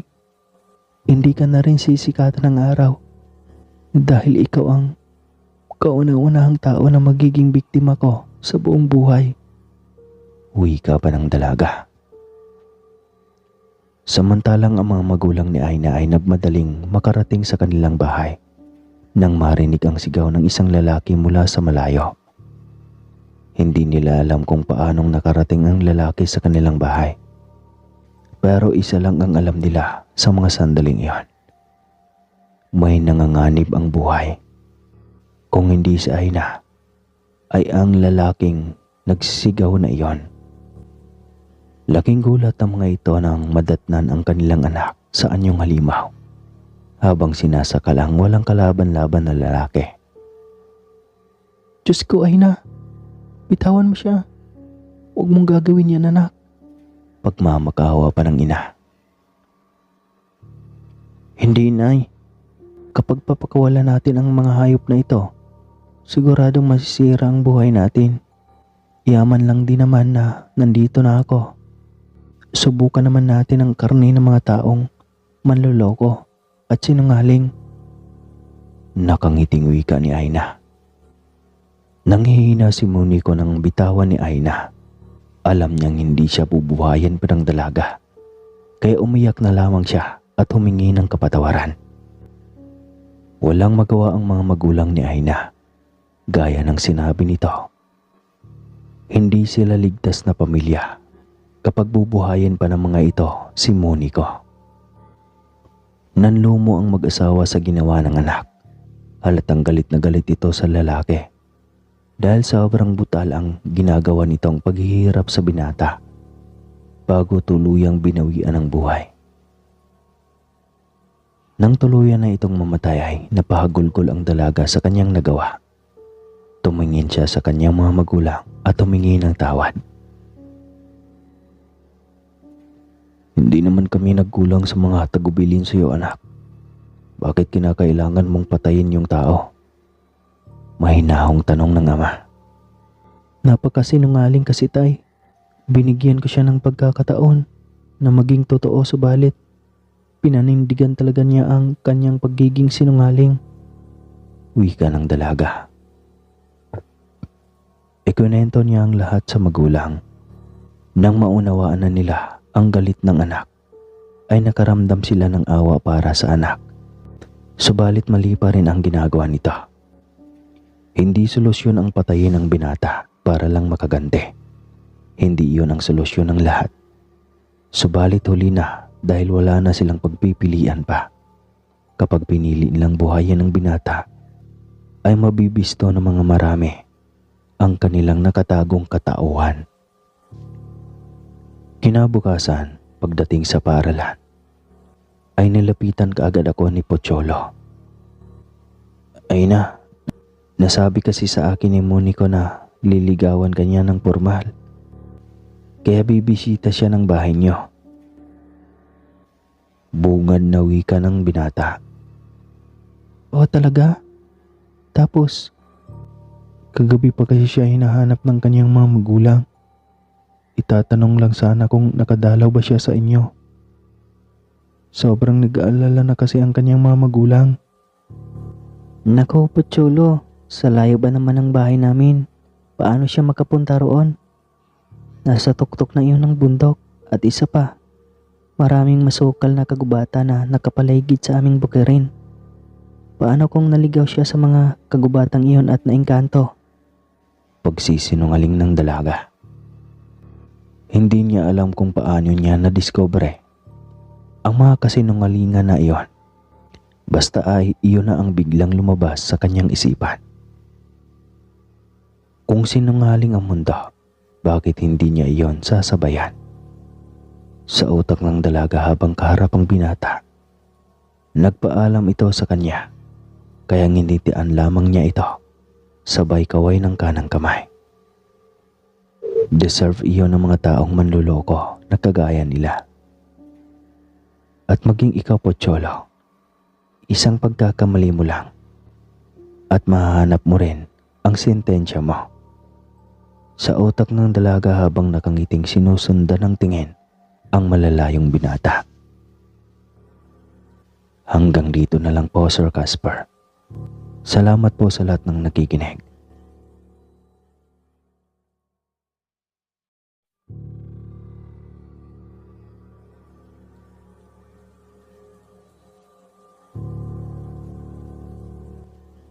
Piyesta noon sa kabilang baryo, sakop ng Negros, at nagkataon na maliwanag ang buwan. Kaya masaya kaming magpinsan habang binabagtas ang kahabaan ng daan papunta sa sayawan. 7 kaming magpinsan. 4 na lalaki at 3 babae. Lagi talaga kaming magkasama tuwing may piyestahan saan mang karatig na bayan o baryo. Nako, paniguradong may aaswangin na naman itong si Pido. Ang hilig pa naman sa bagong magaganda at sexy. Todyo ni Melva sa pinsan naming palikero. Marami na yata itong panganay kong susumahin. Sa gwapo ba naman ito? Lahing Kastila kasi ang ama. Tumahimik ka nga, Melva. Mamaya may makarinig na dalaga. Matakot na sa akin. Sagot naman ito. Masaya talaga kaming magpinsan tuwing may piyesta. Ito yata ang banding namin. Napakasiloso rin ng mga ito sa aming mga babaeng pinsan. Tuwing may aaligid na mga kalalakihan para manligaw, ay paharapan pa. Dahil kailangan munang sumalang sa kanilang mga kamay. Ngunit kung may matitipuan namang mga babae ay kami ang ginagawang tulay para makalapit sa mga ito. Nasa ilog na kami noon at napakalapit na sa piyestahan. Dinig na rin ang mga tugtugan dahil nakaharap yata banda sa amin ang puno na uso noong araw sa mga sayawan at piyestahan. Hindi pa kami nakatawid sa ilog nang biglang may huni ng tiktik mula sa ibabang bahagi kung saan kami tatawid. Itong isang pinsan naming si Kaloy ang napakamapagbiro sa lahat. Ginagaya nito ang boses ng tiktik, kaya biglang tumahimik ang nilalang. Nagtawanan kami nang sabihin ni Silso na naduduwag ang aswang. Ngunit bigla kaming natahimik nang biglang nag-iba ang boses nito. Naging kutok-kutok iyon. Bigla akong kinabahan at sinaway ang aking mga pinsan. Lalo nang mapagtanto naming hindi lang isa ang humuhuni, kundi sagutan. Sa tingin ko ay mag-asawa ito. May bantog kasing mag-asawa sa baryong iyon na mga agresibong aswang at maging sa katanghaliang tapat ay nananalasa ang mga ito. Tumahimik na kasi kayo. Puro kayo mga biro. Saway ko sa mga ito. Alam ko na tulad ko ay tensyonado na rin ang dalawa kong kasama na pinsang babae. Pwera lang sa mga lalaki naming pinsan. Dahil talagang kahit anong mangyari ay hindi ang mga ito aatras. Makipagkagatan ito kung ganoon ang labanan. Nako, huwag kayong matakot sa mga iyan. Sila ang dapat matakot sa atin lalo pat kilala natin ang mag-asawang iyon. Saad sa akin ni Bal. Bigla ngang nawala ang huni. Ngunit isang malaking asong itim ang tumalon papunta sa aming harapan. At dinaganan ang aking pinsang si Kaloy. Mabilis namang lumapit si Bal at Pido para tulungang makawala sa dambuhalang aso na nakadagan kay Kaloy. Tumulong na rin si Digoy. Samantalang kaming tatlo ni Melva at Crescencia ay takot na nagmatsyag sa paligid. Siksikan kami habang nakatingin sa 4 na nakipagbuno sa dambuhalang aso na iyon. Nakita kong sasaksakin na ng kutsilyo ni Bal ang nilalang at kasabay niyon ay ang paggaspas ng pakpak papalapit sa amin. Nang lingunin ko ayon ay isang napakalaking panike at ang hahaba ng mga pakpak. Maging ang mga kasama kong pinsan ay napasigaw sa takot dahil malapit na ito sa amin at napaka-agresibong sumalakay. Milva, Chris, dapa kayo. Saad ko, sabay kapit sa kanila at yumuko. Lumingon ako sa kinaroroonan ng 4 naming pinsan. Wala na ang malaking aso at naghahanda na silang salubungin ang pagsalakay ng isa pang aswang. Nasaan ang malaking aso? Tanong ni Chris sa 4. Wala na, tumakas na. Pero may saksak iyon sa dibdib. Wika ni Digoy. Biglang sumigaw si Melva dahil nahawakan ng malaking panike. Dadagiti na sana ito pataas, tatawid ang ilog. Mabilis na tinalo ni Pido si Melva at hinawakan si Bewang. Dahilan para bumagsak silang dalawa sa tubig. Mabilis ang mga itong umahon at bumalik sa aming kinaroroonan. Ngunit mas nauna pa ang aswang kaya napaupo kagad ako para magtago sa likod ng aking mga pinsan. Napasigaw si Bahal sa sakit dahil bigla siyang kinalmot ng malaking paniki sa kanyang muka. Nasapo niya iyon ng kanyang kamay. Nakipagbuno naman si Kaloy gamit ang kanyang natutunan sa larangan ng karate. Ngunit masyadong malakas ang aswang. Amoy panghipa ito na parang amoy ng insektong tiyangaw. Mabilis namang sumuporta si Digoy at pinagsasaksak niya ang aswang ng kanyang kutsilyo. Ngunit pakpak lamang nito ang natamaan. Mas lalong naging agresibo ang aswang nang makitang may butas ang kanyang pakpak. Pinaghahampas silang dalawa na tila ba nagwawala. Ngunit hindi nagpapatinag ang dalawa. Focus lang ang mga ito kung paano dumepensa. Habang ako naman ay umalalay kay Melva at Pidonang umahon ang mga ito sa tubig. Naramdaman marahil ng aswang na hindi siya magtatagumpay, kaya mabilis itong tumakas. Lumipad ito pa itaas hanggang sa naging maliit na lamang sa aming paningin. Pareho kaming napabuntong hininga nang tuluyan ng tumahimik ang paligid. Nagkatinginan pa kaming pito nang palipat-lipat bago nagtawanan. Kahit ganoon na ang aming sitwasyon ay nakuha pa rin naming humalakhak. Ang dalawa ay nagmistulang basang sisiyaw. Si Bal ay puro kalmot ang mukha at mga kamay. Maging si Kaloy ay may mga kalmot rin. Ngunit hindi ganoon karami at kalaki katulad kay Bal. Tawa pa kayo. Kamunti ka na akong madagit ng aswang. Saad ni Melva. Tumawa ka din naman ha. At saka, mas malakas pala tayo. Kita nyo. Tumakas ang mga aswang. Takot sa atin. Saad ni Bal. Oo, pero iniwanan ka naman ng maraming guhit sa muka at braso. Saad ni Digoy. Kaya todo tawanan na naman ulit lahat. Umuwi na tayo. Saad ni Pido. Hala, sayang naman ang mahabang nilakad natin. Malapit na sana. Reklamo ni Digoy. Kinumpurmihan pa ni Crescencia. Kita niyo namang basa kaming dalawa ni Melva, hindi ba? Nayayamot na tanong ni Pido. Wala na kaming nagawa kundi ang bumalik. Doon na lamang kami dumiretso sa bahay ng aming lolo Hiner. Nakihiram na lamang sila ng damit sa aming tiyo at tiya na doon rin nakatira sa bahay ni lolo.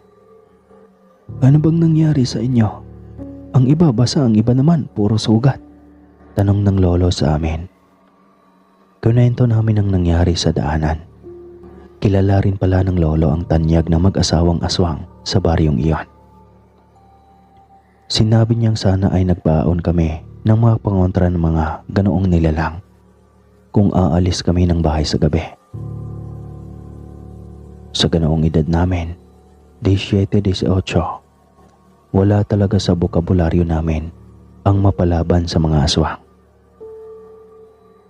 Iyon lang din ang pagkakataon na harap-harapan kaming nakapag-away sa aswang. Malimit kasi, mga huni lang ng mga iyon ang aming narinig. Dumadaan lang sa bubong ng bahay o di kaya ay sa silong. Hindi namin inakalang sa dami namin ay hindi matatakot ang aswang na atakihin kami. Kinabukasan ay napabalitang may patay sa kabilang baryo. Nasaksak raw sa dibdib at ang asawa nito ay may sugat rin sa likod. Ang pinalabas na kwento ay nasaksak raw ng laseng at hindi nakilala ng asawa. Maging siya rin daw ay nasaksak rin sa likod. Mabuti raw at daplis lang. Subalit sila ang mag-asawang aswang sa lugar. At kami ang nakaalitan nila nang harangin nila kami papunta sa ng sayawan ng gabing iyon. Alam namin na sila iyon dahil wala namang nasa pistahan ang nakaaway sila ayon sa pag-iimbestiga. Hindi nga sila nag-file ng kaso dahil wala naman silang maikakaso. Alangan namang sabihin nila sa korte na pinatay ang asawa niya sa kasagsagan ng pang-aaswang nito. Talagang nakilamay pa kami ng gabing iyon. Dala ang mga pangontra na sabi ng aming lolo Hiner. May baon kaming kalamansi sa aming mga bulsa. Ang sabi ng lolo, magagamit namin iyon. May buntot paging dala si Bal at mga barya. Ayaw sana ng lolo na pumayag sa mga binabalak namin.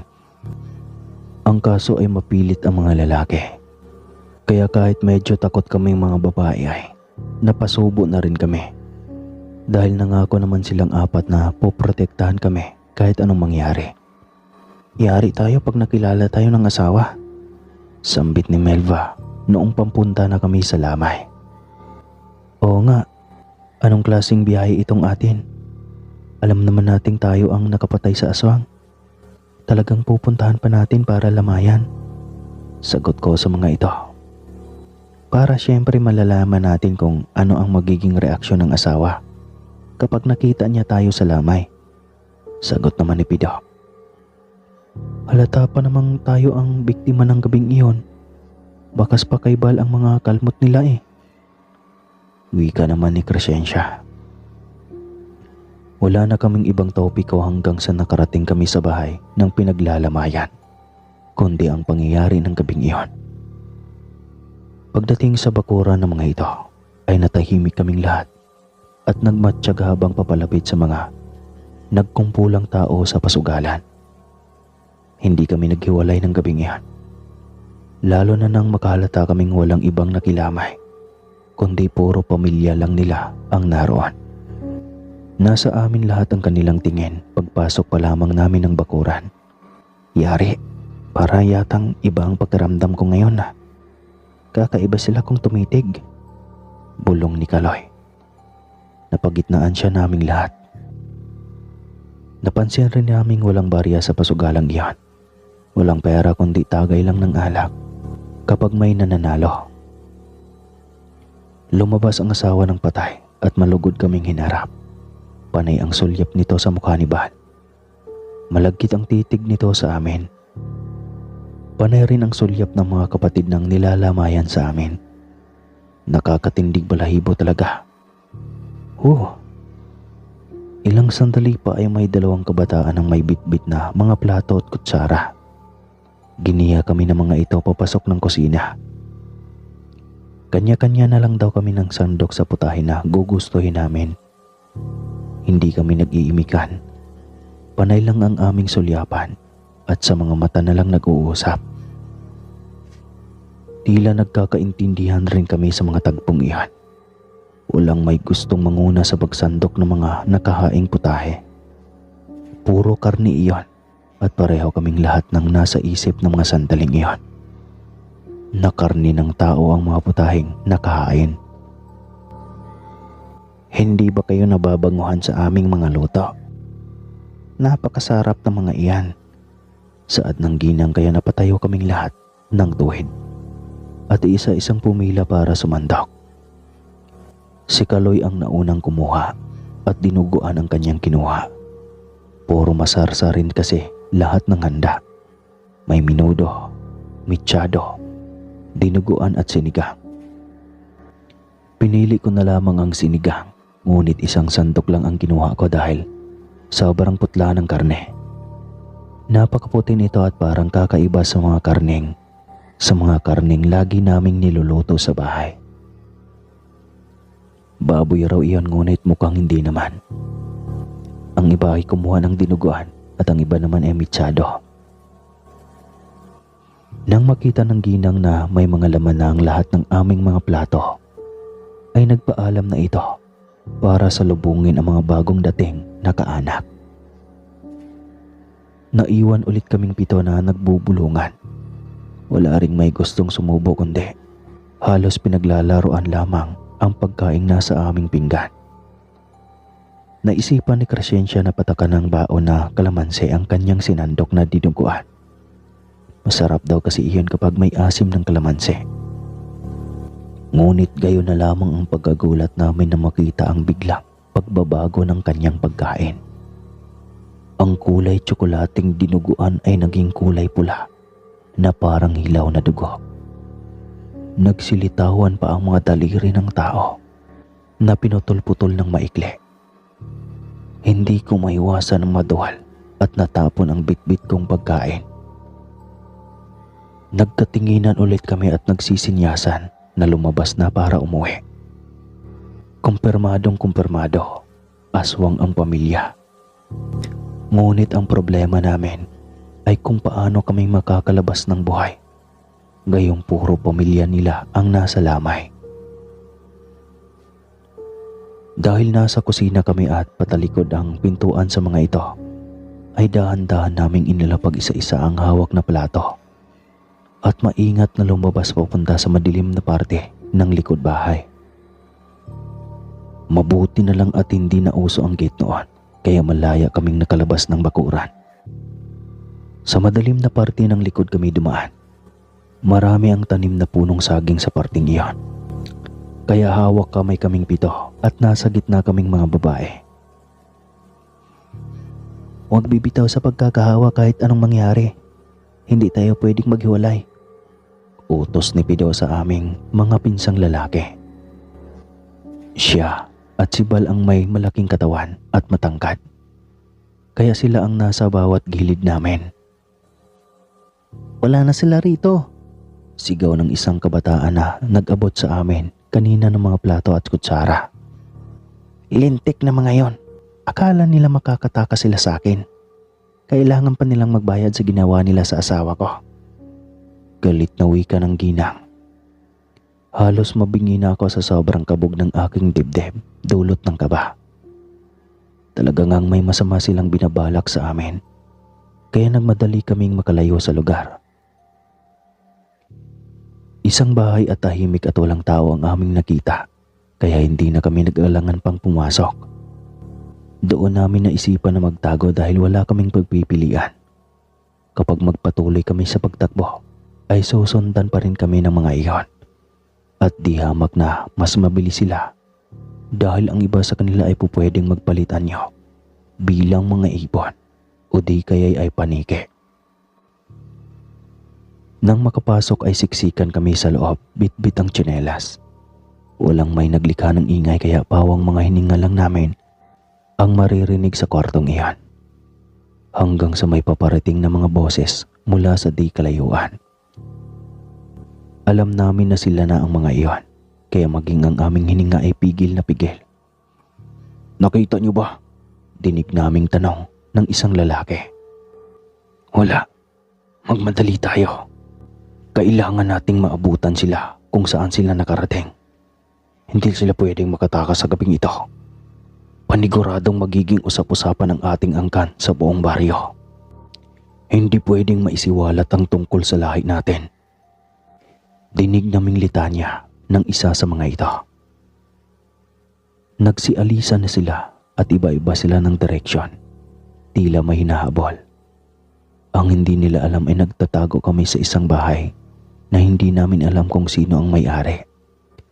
Sobrang lansa ng samyo ng hangin sa loob ng bahay na iyon. Nang tumahimik na ang buong paligid ay naisipan ni Kaloy na buksan ang dalang flashlight. Gayon na lamang ang aming reaksyon sa mga nakitang nakakabit sa bubungan ng bahay.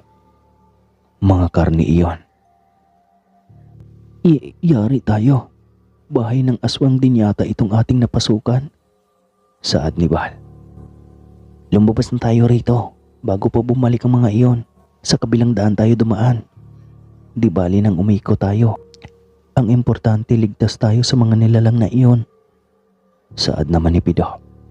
Kaya mabilis kaming nagsialisan sa loob na iyon. At doon nga kami dumaan sa ibabang bahagi. Tahimik lang ang paligid. Tanging huni lang ng kuliglig ang aming naririnig. Lakad takbo kami pa uwi hanggang sa marating na namin ang bahay ng lolo. Yan, mabuti na lang at ligtas kayong nakauwi. Ngayon kung nahuli kayo ng mga iyon, paniguradong wala kayong laban dahil buong angkan pala sila. Galit na wika ng lolo. Nagpasya pa ang mga itong sugurin ang lamay kinabukasan niyon.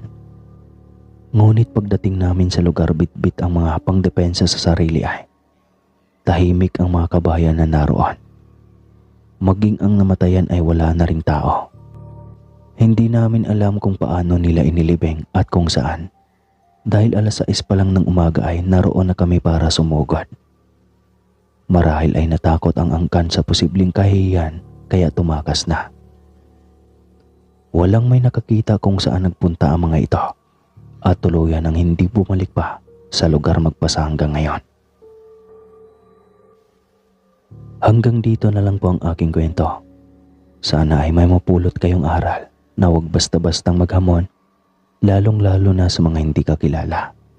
Ba kasi, tao pala yun ni Duterte, alright?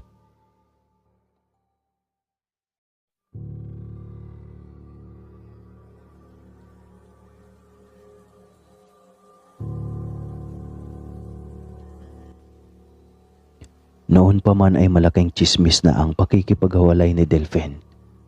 Hindi niya totoong pangalan. Sa kanyang asawa na itatago rin natin sa pangalang Evon.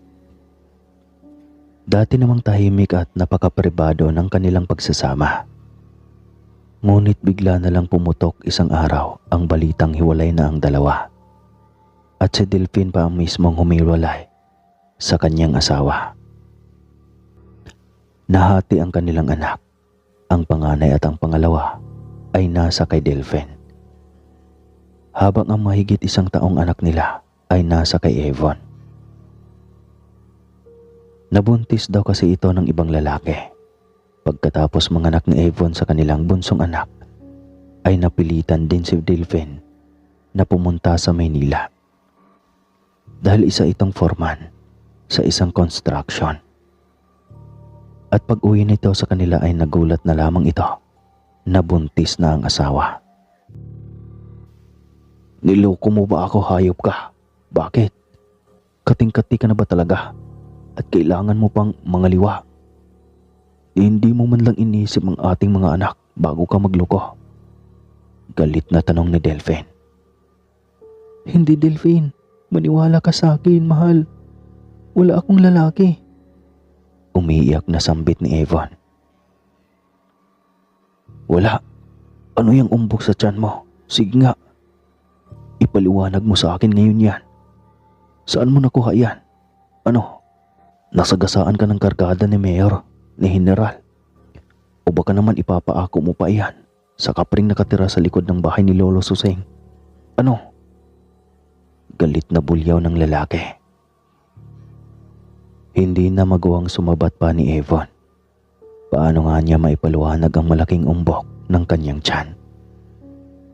Maniniwala naman kaya ang kanyang asawa kung sasabihin niyang binabangungot siya tuwing pinagsasamantalan siya ng hindi makilalang nilalang sa panaginip?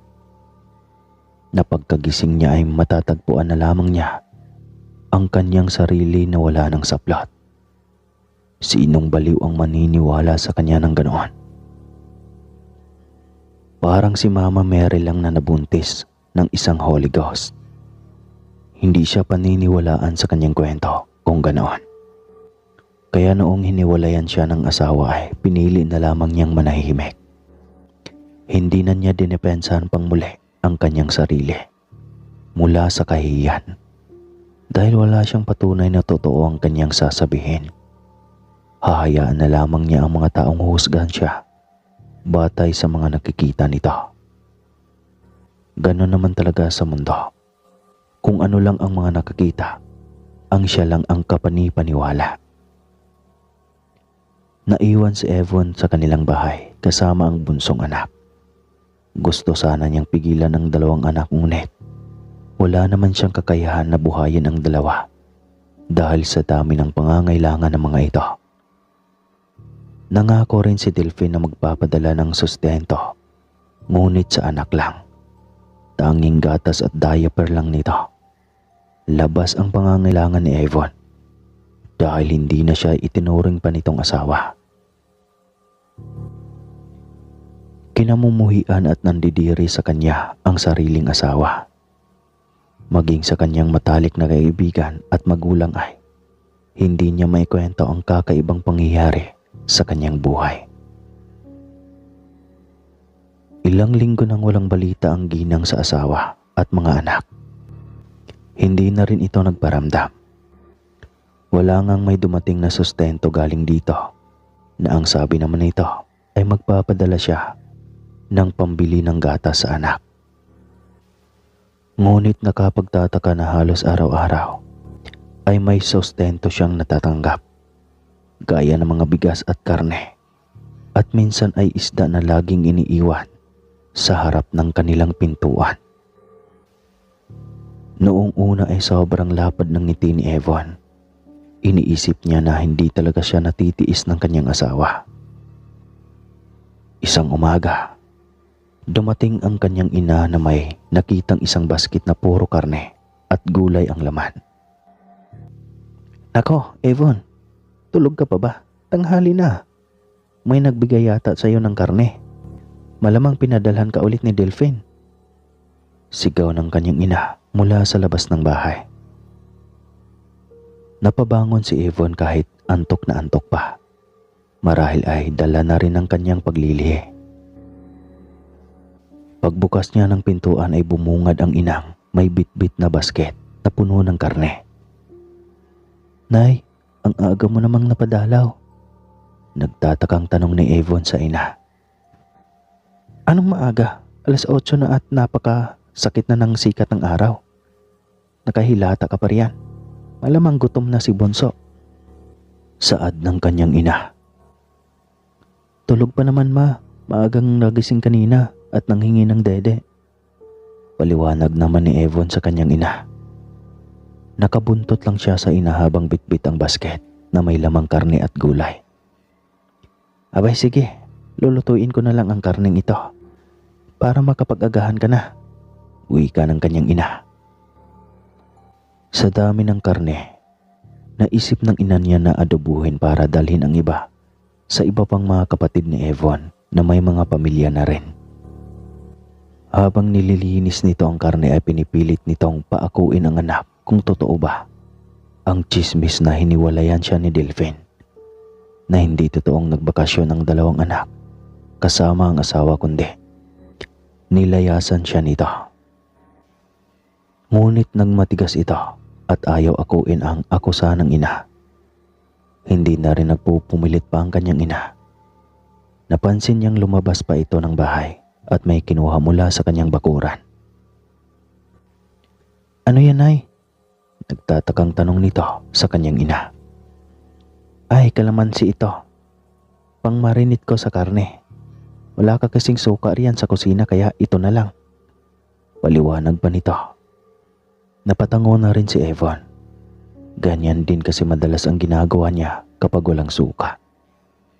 Ayaw din naman niyang bumili sa tindahan ng mga sukang artipisyal.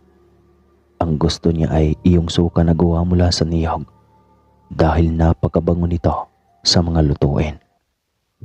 Wala pang mga kemikal na makakasira sa katawan. Magaan ang loob ni Evon kahit papano. Mababawasan ang kanyang mga gawain dahil nariyan paminsan-minsan ang ina niya para tulungan siya sa mga gawaing bahay. Babalik na sana siya sa paghiga nang biglang nagsisigaw ang kanyang ina sa kusina. Para itong may kinakatakutan kaya mabilis na tumayo si Evon para puntahan ito. "Nay, bakit po?" "Diyos ko, Evon, ano ito?" Tanong pa nito habang sinasabon ang mga kamay. "Bakit ba?" Sabay silip sa minamarinit na karne na itinuturo ng ina. Natutop ni Evon ang kanyang bibig sa nasaksihan. Daliri ng paa, tenga ng tao, at kung ano pang parte iyon. "Kaya pala ang lansa at ang pula ng karne, tao pala?" Wika ng kanyang ina. Nang maalala ni Evon ang iba pang karne na kanyang niluluto ay biglang bumaliktad ang kanyang sikmura. "Nay, ilang beses na po akong nakapagluto ng karne na iniiwan sa labas ng pinto. Paano po kapag pareho niyan ang nailuto ko ng karne? Nanditiring tanong ni Evan. Maging ang ina ay hindi alam kung ano ang maging reaksyon. Bakit nga ba hindi nila naisip ang posibilidad na pinaspasan ang iniiwan sa labas ng kanyang pintuan? Noong una kasi ay may kasama itong isang maliit na sako ng bigas. Kaya sino ang mag-aakala na karne ng tao ang kapares niyon? Ang sunod ay karne at gulay. At ngayon ay ganoon pa rin ang kanilang natanggap. Kung hindi pa sila nawala ng suka at gumamit ng kalamansi, ay hindi pa nadiscover ang totoong anyo nito. Nilibing ang mga karning iyon ng kanyang ina. Simula noon ay nagmatsyag na si Evan para mahuli kung sino ang taong nag-iwan ng ganoong karne sa harap ng kanyang pinto. Kaya siguro kahit aso ay ayaw galawin ang karne. Dahil kung ordinaryong karne lang, malamang ay nadagit na ito ng mga aso at pusang gala. Ilang beses nang halos hindi makapagpahinga ng maayos si Evan sa kakabantay kung sino man ang nag-iiwan ng karne sa harap ng pinto. Ngunit wala siyang makita. Isang araw, pumunta siya ng bayan para mamili ng mga kakailanganin. Nahirapan siyang magbuhat ng kanyang mga karga.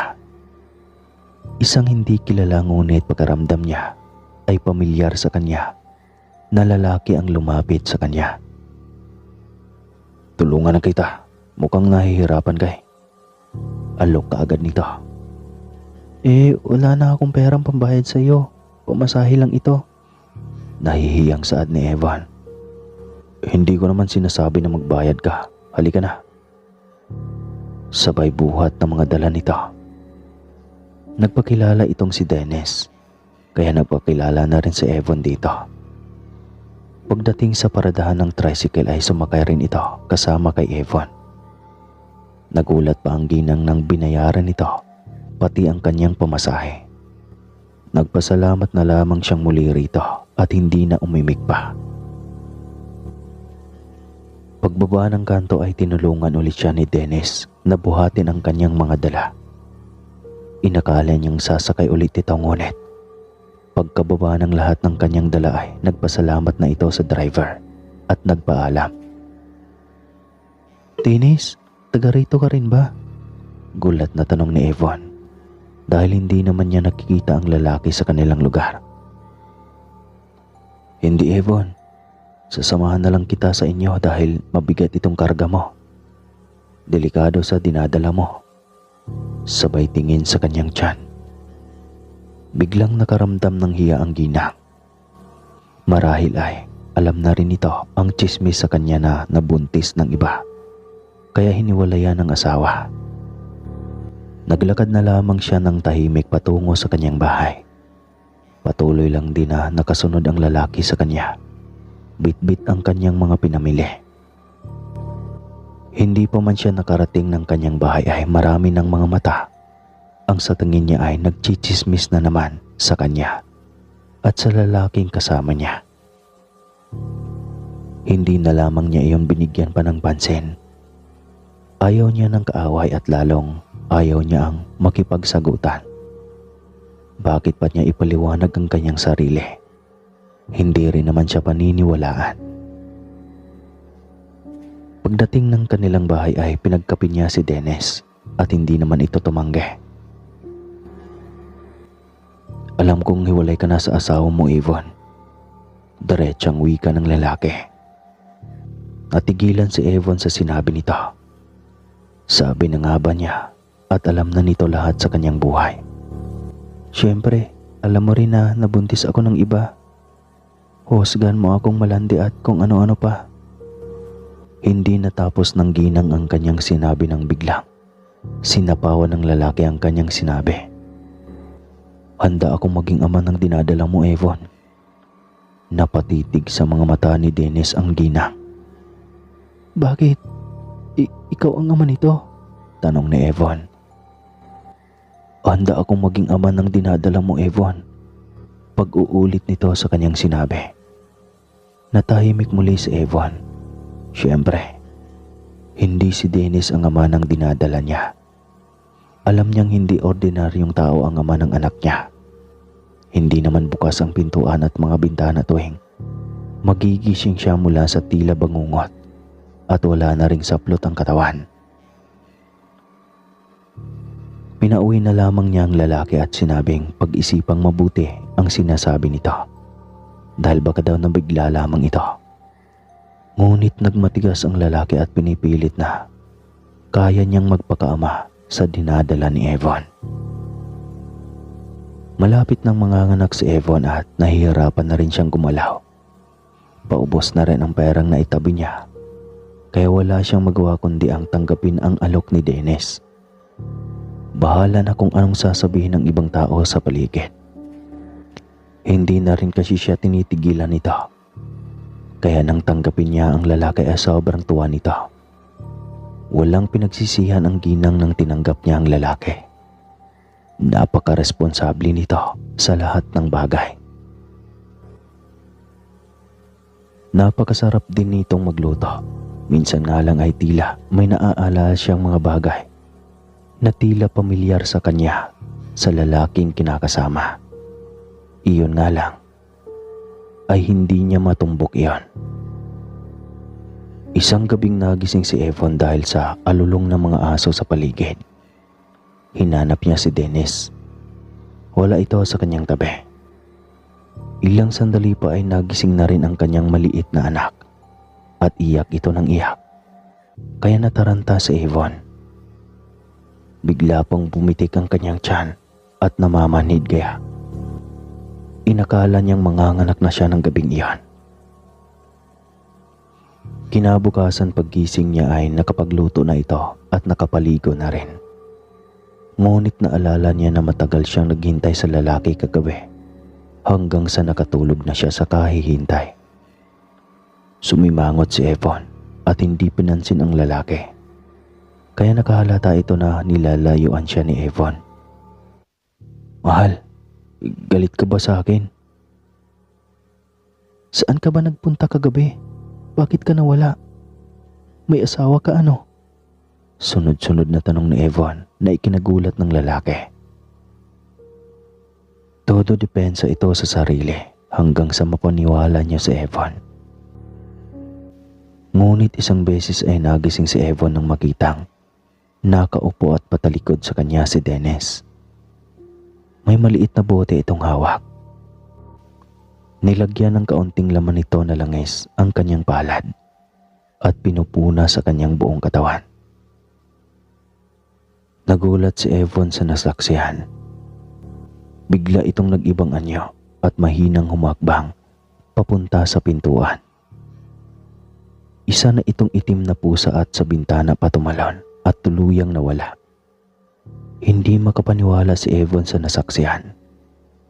Isang aswang ang lalaking kanyang kinakasama. Kung kailan kabuwanan na niya, ay tsaka pa siya mamomroblema sa lalaki. Paano pala kung ito ang lalaking gumahagahasa sa kanya ng ilang beses at ama ng kanyang dinadala? Biglang kumulo ang kanyang dugo sa naiisip. Niloko siya ng lalaki. Isa na nga itong halimaw. Ito pa ang salarin sa kahayupang ginawa sa kanya. Nang dahil sa galit ay biglang sumakit ang tiyan ni Evan. Pakiramdam niya ay manganganak na siya. Ang problema ay walang tutulong sa kanya. Wala ang lalaking akala niya ay magiging katuwang niya sa lahat ng bagay. Hindi na siya sinupot ng kanyang ina nang malaman ang lahat ng nangyari. At hindi rin ito kumporme sa lalaking kinakasama niya ngayon. Kumukulo ang dugo nito sa tuwing makikita si Dennis. Dahilan na hindi na ito nagpupunta pa sa bahay ni Evan. Nagsisigaw na sa sakit ng tiyan ang ginang. Malayo pa naman ang kanyang mga kapitbahay. At malamang ay tulog na ang mga ito dahil kalagitnaan na ng gabi. Wala siyang magawa kundi ang umere at bahala na kung ano ang susunod na mangyari. Ngunit hindi rin ito lalabas. Nagpawala-wala ang sakit hanggang sa magbubukang liwayway na. Ilang sandali pa ay narinig ng niyang bumukas ang pinto. Sakto rin at biglang sumakit ang kanyang tiyan. At tila gustong-gusto nang lumabas ng bata. Nang umiri siya ay lumabas na ng tuluyan ng bata at kasabay rin ang pagkawala ng kanyang malay. Pagkagising niya ay nasa kanyang tabi na ang bata at nakabalot na ng lampin. Bigla siyang lumayo sa bata sabay sabing, Ilayo mo sa akin ang anak mo. Halimaw yan. Aswang yan. Aswang kayo. Sigaw ni Avon at tinignan ng masama si Dennis. Avon, Tanging sambit ng lalaki. huwag ka nang magkaila pa. Nakita kita. Naging anyong pusa. Hayop ka. Kaya pala parang pamilyar ka sa akin. Ikaw ang gumagahasa sa akin, hindi ba? Ikaw ang ama nito. Sabay turo sa bagong silang niyang sanggol. Anak natin iyan, oo. At noon pa man ay gusto na kita kaya ako nagawang gahasain ka. Hindi alam ni Avon kung ano ang magiging reaksyon niya. Hindi rin siya pwedeng gumalaw ng marahas dahil mabibinat siya. Tinitigan niya ang maamong mukha ng sanggol. Bigla siyang nakaramdam ng guilty sa huling sinabi niya tungkol dito. Ramdam pa rin niya ang lukso ng dugo, ang pagiging ina rito. Sa ilang buwan na pagsasama nila ni Dennis ay hindi siya nito binigyan ng sama ng loob at napaka-responsable nito. Ngunit bigla niyang nalaman na isa pala itong aswang. Hindi niya alam kung paano niya harapin ang kapalaran na mayroon siya. Paglaki rin ba ng kanyang anak ay magiging aswang rin ito? Wala siyang magawa kundi ang tanggapin ang anak at maging si Dennis upang may tataguyod sa kanilang mag-iina.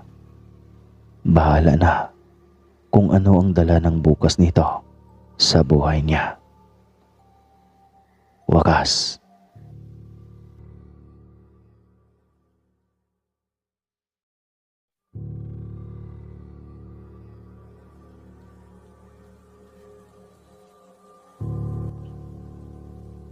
Mabilis na hiniwa ni Binancio ang gitnang bahagi ng tiyan ng isang bangkay na mainit-init pa ang katawan. Bagong labas lamang ito ng ospital matapos idideklarang dead on arrival dahil sa cardiac arrest sa daan. Katanghali ang tapat para iyon. Matapos hiwain ay kinuha kaagad ang lamang loob at pinili lamang ang atay at puso. Pagkatapos ay mabilis na nilagay sa isang kahon na parang collar at mabilis na ihatid sa ikalawang palapag kung saan naroon ang opisina ng amo na si Don Amadios. Si Aiko lamang ang naatasang maghatid ng collar na iyon sa opisina ng amo. Para saan iyan, paring Aiko? Bakit inaalis ang mga iyan at dadalhin sa opisina ng amo natin? Tanong ni Venancio sa kasamahan na kukuha ng mga bagay. Masakit ang titig nito sa kanya. Kay bago-bago mo pa lang dito, napakamaosyoso mo na kaagad. Galit na singhal nito sa binatang si Venancio. Tumahimik lamang ito habang tumititig pabalik sa kanya. Hindi na ito umimik pa kasi alam na nito na ito ang kanang kamay ng kanilang boss. Isang sabi lang nito sa busing na naging pasaway siya ay siguradong tanggal kaagad ito sa kanyang trabaho. Dito sa loob, wala kang nakikita at wala kang naririnig. Kung anong meron dito mananatiling dito lang ang lahat at wag nang mang-uusisa pa. Tila among sermon pa nito. Wala nang nagawa pa ang binata kundi ang tumango dahil sa sinabi nito. Biglang nabuhay ang interes ni Venancio na alamin ang misteryo sa loob ng punerarya. Naiwan siyang nakasunod ang mga mata sa lalaki na nagmamadali sa paghakbang paakyat ng hagdan. Sa kanilang lahat, ito lang din ang binigyan ng pribilehiyo na umakyat. Mas nauna kasi itong trabahante kaysa sa kanila. Hoy, ikaw, ba't ka nakatunganga lang dyan? Ang dami pa doon sa likod na nakahilerang dapat linisan at bihisang bangkay. Abay, tutunganga lang ang gusto mo na trabaho yata eh. Mahabang sermon ng isa pa niyang kasama na may katandaan na. Maging ito ay walang alam sa misteryo ng lugar. Bawal nga rin itong umakyat. Pero parang laging may kinakatakutan ito pagdating ng hapon, lalo na kapag araw ng pasahod. Palinga-linga ito at kating-kati ng makaalis. Pasulyap-sulyap lagi ito sa madilim na pasilyo ng lugar na hindi abot ng ilaw. Hindi ka ba nagtataka kuya, bakit ayaw tayong paakyatin at saka? Pinutol ng matanda ang kanyang sasabihin. Ikaw, kung ayaw mong matanggal sa trabaho, huwag kang tsismoso. Kay bata mo pa, tsismoso ka na. Pikit mata ka lang toy. Ang mahalaga, malaki sahod. Wika nito at tumalima na kaagad. Iniwan siya nakatunganga at puno pa rin ng mga katanungan ang utak. Kinabukasan, hindi pumasok ang matanda at 3 trabahante na lang sila ang on duty. Hindi magkanda-o-gaga ang binata sa kanyang mga ginagawa. Kailangang mabilisang matanggal ang mga puso at laman ng mga bagong dating na bangkay na hindi dumaan ng morgue. Ito kasi ang gusto ng amo, yung mainit-init pa mula sa loob ng katawan ng bangkay. Aiko, baka pwedeng magtanghalian muna tayo. Pagod na ako at gutom. Baka pwedeng magpahinga na muna tayo kahit saglit. Pakiusap ng binata sa kasama nitong si Aiko. Nako, hindi pwede. Sa mga susunod na araw na lang siguro. Huwag kang mag-alala, mas malaki ang sahod na makukuha mo ngayong araw dahil sa pasobrang oras mo sa pagtatrabaho. Maging ang iba pa nating kasamahan at saka ayos lang yan. Paminsan-minsan lang naman ito eh. Litanya ng kasama nitong binata. Walang magawa si Venancio sa bagay. Dagdag kita na rin para naman makabili rin siya ng masarap na ulam para sa kanyang 8 kapatid. Panganay kasi siya at ang kita ng ama sa pagiging barbero ay kulang na kulang sa kanyang buong pamilya. Mabuti lang at naging katuwang nito sa buhay ang panganay na si Venancio. Araw ng sahod, 6:00 na ay hindi pa rin natapos ipalabas ang payrolls. Kaya naghintay ang mga ito.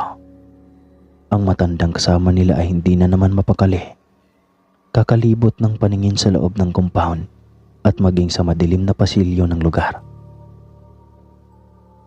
Sasawayin na sana ito ni Venancio ngunit bigla ring humakbang pupunta sa harap at nagpaalam sa sekretarya na isa rin sa pamilya ni Don Amadios. Hinayaan na lamang niya ito nang mabilis itong humakbang papalayo sa lugar. Ngunit wala siyang ibang dadaanan kundi ang madilim na pasilyo dahil ito lamang ang nag-iisang daan para makauwi. Ilang sandali pa lang itong nilamon ng dilim ngunit mabilis din iyong iniluwa pabalik ng dilim. Bumalik ito sa aming kinaroroonan, nahingal at namumutla na sa sobrang takot marahil. Kuya, may multo ba sa daan? Tanong ni Venancio sa matanda. Tumingin din ito pabalik sa kanya na sobrang nag-aalala ang pagmumuka. Yung aswang, may aswang sa madilim na pasilyo, saad ng matanda.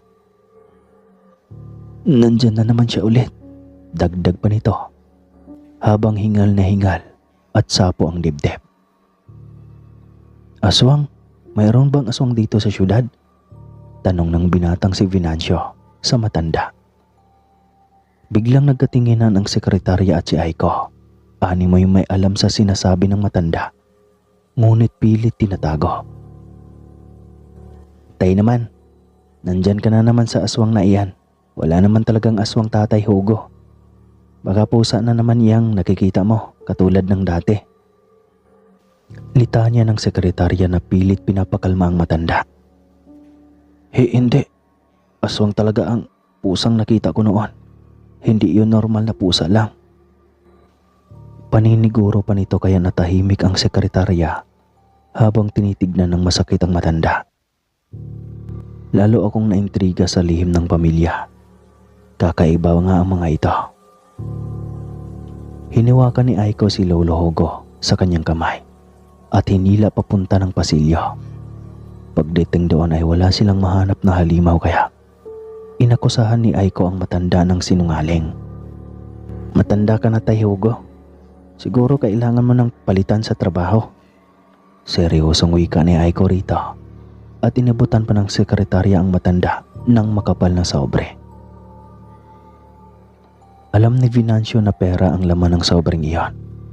Malaking halaga ng pera, kapalit ng voluntaryo nitong pag-alis sa trabaho. Nagmamakaawa ang matanda na huwag siyang tanggalin. Subalit buo na ang pasya ng mga ito.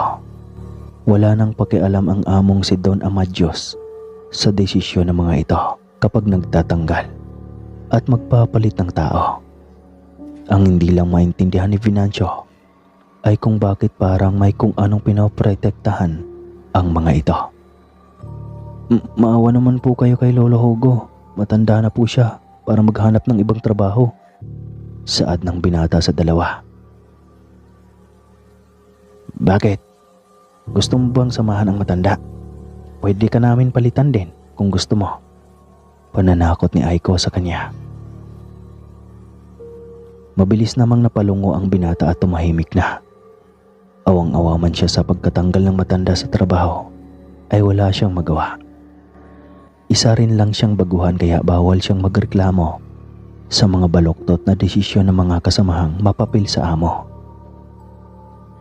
Umuwi siyang mabigat ang pagkaramdam, maging ang kanyang mga magulang ay nakahalata sa kanyang kilos at laging pagkatulala. May hindi talaga normal sa kanyang trabaho at tila may nag-uudyok sa kanya na alamin iyon. Kinabukasan ay maaga siyang pumasok sa punerarya at nagtaka siya kung bakit maagang nagtatrabaho ang sekretarya. May hawak itong map at balde ng tubig na nangingitim na sa dugo. Bakit naman may mga dugo sa labas ng punerarya at nasa sahig pa nagkalat? Gayong nasa likod naman ang tuluyan ng mga bangkay na iniimbalsama. Bakit ang sekretarya ang gumagawa gayong mayroon namang janitor na nagtatrabaho para doon? Ma'am, ako na lang gagawa niyan. Pilit ako ni Venancio ang trabaho nito. Ngunit ayaw ibigay ng sekretarya. Hinayaan na lamang niya ito at nilampasan na lamang. Pagdating ng loob ay hindi niya inasahan ang kanyang hinarinig mula sa pag-uusap ng among si Don Amadios at kasamang si Aiko. Ibinigay ko na sa iyong pamilya lahat ng karangyaan sa buhay. Hindi ka ba kontento sa ganoon? Tanong ng Don. Hindi ko talaga maatim lahat ng ito, Don Ama. Ilang tauhan na ang napapatalsik ko rito at matatagpuan na lamang na bangkay dahil inaaswang mo. Kawawa naman ang kanilang pamilya. Rinig ni Venancio ang usapan ng dalawa. Napakalinaw ng ibig sabihin ng usapan nito. Nakaramdam ng takot ang binata para sa sarili. Paano kung siya na ang susunod? Kaya pala paiba-iba ang tauhan ng punerarya na iyon. Napagpasya nang umalis ng walang paalam. Ayaw na niyang magtrabaho sa lugar na iyon. Magiging isa rin siya sa mga biktima ng Don. Hahakbang na siya palabas ng biglang may narinig siyang tila ibinangga sa dingding. Maingat niya iyong sinilip at napanganga siya nang makita ang kasamahang si Aiko na nakatapik sa dingding ng punerarya at umaagos ang masaganang dugo mula sa ulo nito. Nang makita ni Venancio na lilingon ang Don sa kanyang kinaroroonan ay mabilis siyang nagkubling muli. Nanginginig siya sa takot at pagkabigla ng sandaling iyon. Iyan ang nababagay sa mga taong walang utang na loob matapos bigyan ng napakalaking oportunidad na magiging masaganang pamumuhay. Dinig ni Venancio na wika ng Don. At nang silipin niya itong muli ay malinaw niyang nakita ang daliri ng Don na inuukit sa malaking sugat sa ulo ng biktimang si Aiko. Tapos kinuha iyong puno ng puting bagay na may mansa ng dugo tsaka isinubo sa kanyang bibig. At dinilaan at tila ba sarap ng nginuya iyon. Pagkatapos ay hila-hila nito ang katawan ni Aiko palayo. Malamang ay sa itaas niya ito dadalhin o baka ay sa likod kasama ng mga nakatambak na mga bangkay. Basta wala siyang ideya. Pinunasan ni Venancio ang malalapot na pawis na lumabas mula sa kanyang noo at liig. Pagkaramdam niya ay basa ng pawis ang kanyang buong katawan. "Anong nangyari sa iyo, Venancio?" Tanong ng isang nilalang mula sa kanyang likuran na sobrang ikinagulat niya. "Ay, ma'am, kanina ka pa po dyan?" Bulat na tanong nito sa sekretarya. "Kakarating lang, bakit? May problema ba?" Tanong nito. Wala naman po, ma'am. Galing lang po akong banyo. Masakit ang tiyan ko eh. Hindi yata ako natunawan ng kinain ko kanina." Palusot nito sa sekretarya. Mabuti na lang at nagkataon ding nasa harapan siya ng pinto ng banyo. "Ganoon ba? O sige, dyan ka muna." Paalam nito. Sabay talikod kaya napabuntong hininga ang binata. Napatingin siya sa taas at bubugasan ng muli ng hangin, ngunit biglang tinawag siya ng sekretarya. "Venancio, lapit." Tawag nito kaya bigla siyang napahakbang ng mabilis palapit dito. Po, ma'am?" Nauutal na tanong ng binata. "Anong nakita at narinig mo?" Tanong ng sekretarya. Sabay turo ng masagana at basa pang dugo sa dingding na naiipon na sa sahig. Napatingin dito ang binata sabay iling na tila takot na takot. Wala po akong narinig. Hindi ko po nakita. Nasa banyo pa ako at kakalabas ko lang."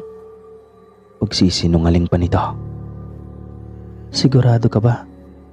Bakit ka kinakabahan?" Tanong pa nito. "Sigurado po ako, ma'am." Masusi siyang tinignan ng sekretarya at saka tinilakura na ito. Mas naparami ang pagbuga ng hangin ng binata nang tumalikod na ito. Nang tuluyan ng makaalis ang sekretarya ay pumunta na ang binata sa likod dahil may 3 bangkay pa siyang bibihisan na naka-schedule na ihatid sa umagang iyon. 1 bangkay pa lang ang kanyang nabihisan nang lumapit sa kanya ang sekretarya. "Pinatawag ka ni Uncle, ama." Matabang na saad nito at tila galing pa sa pag-iyak. Tila naunawaan kaagad ni Venancio ang nangyari. Marahil ay alam na nitong patay na si Aiko at pinatay ng Don. Nahalata rin kasi niyang may relasyon ang dalawa noon pa man. Subalit wala siyang magawa dahil kontrolado ng Don ang lahat. Nakakatakot itong amo. Isang amo na kampo ng dilim, isang halimaw, isang mabangis na aswang. Mabilis ang hakbang niyang umakyat sa hagdan. Hindi pa niya kabisado ang itaas dahil unang beses niyang umakyat doon. Sigurado naman ay may pangalan ng Don ang pintuan ng opisina nito. Ayaw pa sana niyang sundin at ang gusto ay tumakas na lang, subalit mas lalo yatang nakakatakot. Baka pati mga pamilya niya, lalo na ang mga kapatid, ay madadamay pa. Malayo pa lang ay nakikita na niya ang malalaking titik na panghala ng Don na nakaukit sa labas ng pintuan. Kulay itim iyon na naka-italic style ng pang-ukit ng litra. Kulay puti naman ang magarbong uri ng pintuan nito. Hindi na siya nagdadalawang isip pa. Siguradong ito na ang opisina ng amo. Kumatok siya ng 3 beses at nagulat pa siya nang biglang bumukas iyon. Hindi niya akalaing de-remote pala ang mga pintuan ng gusaling iyon. "Pasok," dinig niyang utos ng maotoridad na boses. Humakbang siya papalapit sa amo habang nakatago sa bulsa ang nanginginig ng mga kamay. "Ikaw si Venancio?" Saad nito habang nakatalikod pa rin. Ako nga po doon, ama. Pinapatawag mo raw po ako, sabi ng sekretarya. Diretsong sagot niya rito. Bigla nitong pinaikot ang kanyang upuan at humarap. Wala nang paligoy-ligoy pa, Venancio. Simula ngayon, ikaw ang magiging kanang kamay ko. Wala kang ibang gagawin kundi hatiran ako ng aking pagkain. Wika nito. Sabay taas ng kanang kamay na may hawak na punpun ng pera. Nasa kalahating milyon iyon at ang sinabing pagkain na sinasabi nito ay ang lamang loob ng tao. Kahit hindi na siya sabihan ay alam niya dahil kitang-kita ng dalawa niyang mata at malinaw na narinig niya ang usapan nila ng dating kanang kamay nito. Nasa huli ay naging pagkain na rin ito. Kapalit ng pananatili mo sa aking tabi ay ang karangyaan ng iyong naiiwang pamilya sa labas ng gusaling ito. Huwag ka lang gumaya kay Aiko para hindi ka hantong sa kagaya ng nakikita mo kanina. Ang linamnam pa naman ng utak ng mga taong matigas ang ulo. Mahabang litanya nito. Nagulat pa ang binata sa huling sinabi nito. Ibig sabihin ay nakita siya nito kanina habang nagkukuble at nakikinig sa kanilang usapan ni Aiko. Hindi ko tatanggapin ang salitang hindi bilang kasagutan. Masyado nang delikado sa buhay ng aking angkan. Dalawa lang ang pagpipilian mo ngayon. Magiging karni ka o magiging mayamang bigla ang iyong pamilya. Tanong nito na mabilis siyang sinagot. Tatanggapin ko po. Matagal ko ng pangarap na yumaman ang aking pamilya. Ikaw ang kasagutan ng lahat. Mabilis na sagot ni Venancio. Binigyan siya ng amo ng 1 linggong pahinga. Magpakasarap sa perang paunang binigay ng amo. Binilhan kaagad ng binata ang mga magulang na kakailanganin ng gamit at mga kapatid niyang iba. Binilhan ng mga gamit sa bahay at nilunod sa kaligayahan sa loob ng 1 linggo. Wala silang ibang ginawa kundi ang mamasyal at kumain sa labas. Pumunta sa mga magandang pasyalan at mamili ng mga gusto. Pagkatapos niyon ay madalang na lang siyang makakauwi ng kanilang bahay.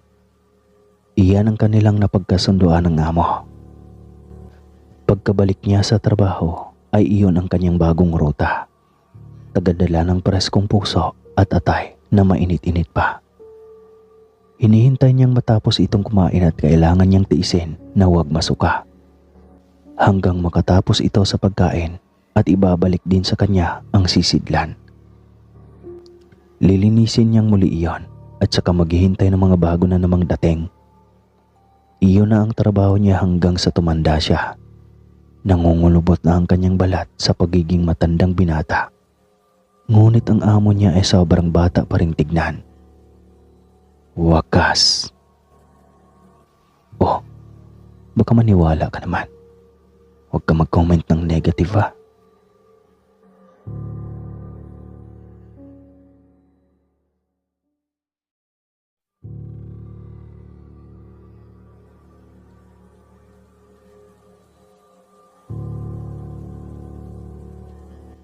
Sa dami-dami ng mga taong dumarating at nawawala sa ating buhay, may mga tao talaga na matagal nang hindi naging parte ng iyong buhay. Subalit bigla na lamang sisipot sa pagkakataong hindi mo inaasahan. Pero paano kung iba pala ang kanyang katauhan na wala ka palang kamuang-muang sa lahing kanyang pinagmulan? Paano kung ang dating mabait at binubuli ng iyong pangkat ay isa palang uri ng halimaw? Mga aswang na nagbabait-baitan sa araw at sa harap ng madla. Subalit sa gabi pala ay kampo ni Satanas at bumalik siyang sadya para sa paghihigante. Kaya mo kayang labanan o magiging isa ka rin sa magiging hain sa pag ng kanyang angkan? Itago niyo po ako sa pangalang Ismer. Hindi lang barumbado kundi isang dakilang bule sa aking kapanahunan. Siguro, kasi kulang sa atensyon ng mga magulang. Madaling araw pa lamang kasi wala na ang mga ito sa bahay. Maagang naglalako ng isda sa maliit naming pwesto sa pampublikong tindahan. Mabuti na lang at nariyan sa Tia Esmeralda, ang matandang dalaga na kapatid ni Ina. Siya ang nag-aalaga sa amin mula pagkabata. Siya rin ang lihim na kalaguyo ni Ama na hindi ko na ipagtapat sa Ina dahil natatakot akong hindi paniwalaan. At ako pa ang mabugbog, kaya sa labas ng bahay ko ibinunton ang aking galit at hinanakit. Naging bully ako at walang respeto. Nawalan na rin ako ng tiwala sa lahat. Tingin ko, nagbabait-baitan lang ang mga ito. Oy, Ismer, pinatawag ka sa guidance office. Si Maria daw, umiiyak doon at nag-report. Binuli mo raw. Tawag sa akin ng aking kaklase. Elementarya pa lamang kami ng mga panahong iyan. Ay sus, may crush lang sa akin ng babaeng iyon. Sobrang OA naman. Nag-report ka agad sa guidance. Wika ko rito. Ewan ko ba sa'yo? Nako, lagi ka na lang pinapatawag sa guidance office. Paniguradong ipapatawag na naman niya ng mga parents mo. Saad pa nito? Hindi man lang ako natinag. Tila nasanay na rin akong laging pinapatawag ng guidance. Walang epekto sa akin ang sinasabing iyon ng aking kaklase. Hindi ko alam kung sobrang kapal lang talaga ng mukha ko o ano. Nang nasa guidance office na ako, naabutan ko si Maria na umiiyak. Subalit hindi man lang ako naawa. At tila naiinis pa ako sa mukha nito. Arte naman, parang yun lang. Sabi ko pa dito. Ikaw Ismer ha, hindi talaga nakukumpleto ang araw mo kung hindi ka ipapatawag ng guidance. Hindi iiyak yan kung hindi nasasaktan. Hindi ka ire-report niyan kung hindi ka sumusobra. Saad ng teacher sa counseling. Sabihin mo ma'am, crush lang talaga ako ni Maria. Kaya madalas kapag tinutudyo, iiyak agad at tatakbo rito. Magpapayakap lang yan eh. Nako, sige na nga, yakapin na kita. Wika ako pa, sabay lapit dito sa balet. Mabilis akong pinigilan ng guro. Hep, sus na kung bata ka. Puputok talaga ang utak ko sa katigasan ng ulo mo. Hala, papuntahin mo bukas ang mga magulang mo rito. Last na lang ito Ismer. Tuluyan ka nang i-kick out ng eskwelahan kapag hindi ka patitino. Mahabang litanya ng guro. Hindi man lang ako nag-alala sa sinabing iyon ng teacher. Para yatang naging musika na ang mga sermon ng mga teacher sa aking tenga. Pumunta ang Tia Esmeralda at nakipag-usap sa guro. Umismid lang ako. Playing hero. Isa din namang Makate. Sa utak ko noon. Mabait naman ang tiya sa akin. Masikaso. Pero naiinis pa rin ako rito. Manloloko pa rin ito. At sariling kapatid niya ang kanyang niloloko. Matagal pa bago natuklasan ng ina ang panloloko. Subalit, hindi nga natutulog ang karma. Mamaya, malalaman niyo. Balik tayo kay Maria. Hindi ko rin alam kung bakit inis na inis ako sa mukha ng dalaga. Ang sarap niyang paiyakin lagi at sa huli, ito na ang nag-a-adjust. Kapag nariyan ako ay bigla na lang itong lalayo. O di kaya kapag nabuli ko at nasasaktan, iiyak na lang sa tabi at hindi nagre-report. Natakot rin siguro na baka makick out ako sa paaralan.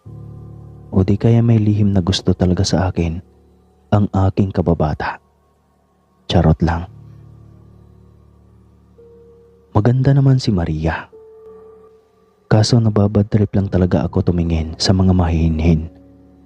Si Tita Esmeralda naman kasi ay sobrang hinhin. Pero nasa loob ang kate. Sariling kapatid pa niya ang tinalo. Sarap pakainin ng lason, tapos sasaksakin bago patayin. Nang magkolehiyo na, sa bayan na kami nag-aaral dahil walang kolehiyo sa aming lugar. Si Maria ay nabalitaan ko na sa Maynila mag-aaral. Nabanggit ng kanyang pinsan na doktor daw ang kursong kukunin nito. Nagtaka pa ako dahil sobrang hirap naman ang buhay nila. Subalit ang sabi ng kanyang pinsan ay may tiyahin daw sila sa Amerika. At iyon ang nagsusustento ng kanyang pag-aaral. Mekaniko ang kursong kinuha ko. Iyon din kasi ang gusto ko dati pa. Hanggang sa nakapagtapos na ako sa kurso ko, wala pa rin akong balita kay Maria. Hindi man lang ito nagbabakasyon sa aming lugar sa loob ng ilang taon itong pag-aaral sa Maynila. Hindi ko alam kung bakit lagi na lang itong sumasagi sa isipan ko. Siguro, miss ko nang bulihin ito.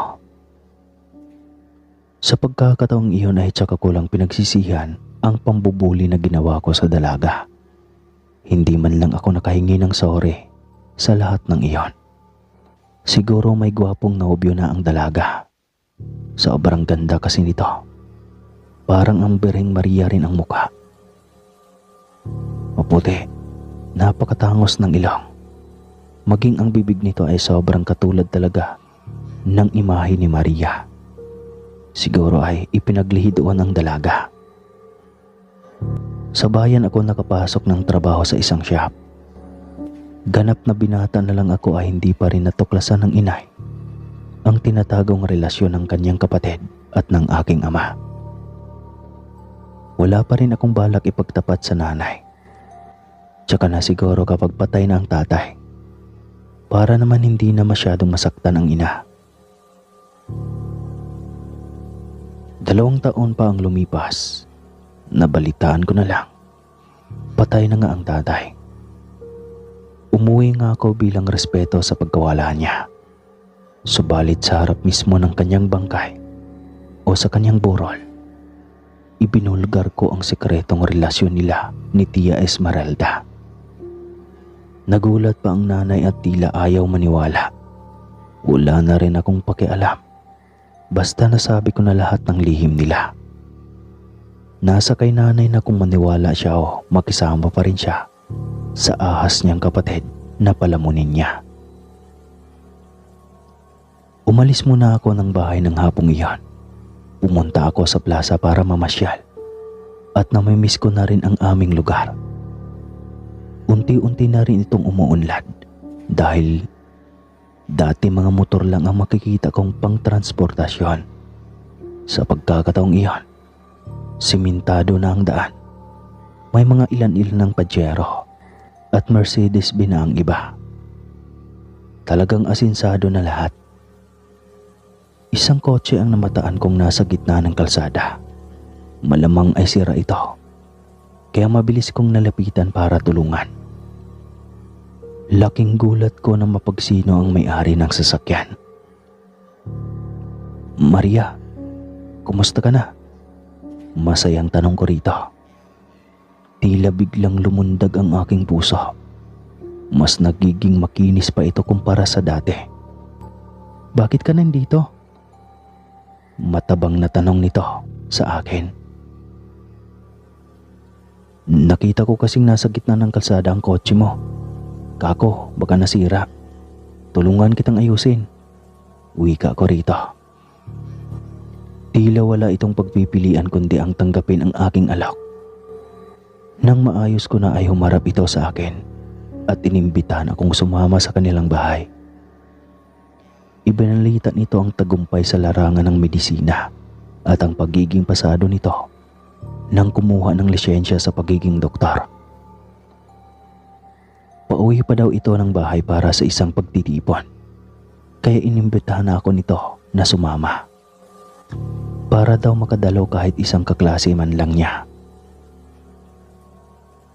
Noong una nag-alinlangan ako dahil naisipan kong may gagawin itong hindi mabuti sa akin. Nagaganti ito ngayon dahil dati ay lagi siyang tampulan ko ng tukso. Alam ko na natatakot ka na gantihan ko sa mga katarantaduhang ginawa mo dati sa akin. Huwag kang mag-alala. parte lang iyon ng nakaraan. Saad nito at binuksan pa ang kabilang pinto ng sasakyan para pilitin akong sumakay. Hindi na lang din ako tumanggi pa. Sumakay na ako at sumama sa kanila. Kahit sobrang dumi ng aking mga kamay dahil sa grasa ng kanyang sasakyan na aking kinumpuni. Napansin kong kakaiba ang ugali nito kaysa dati. Tahimik at formal kasi kung gumalaw ito. Ngunit sa pagkakataong muli kaming nagkita bilang profesional, ibang Maria na ang aking nakikita. Napakadaldal nito at kakaiba na rin manamit. Marahil ay impluensya ng syudad iyon.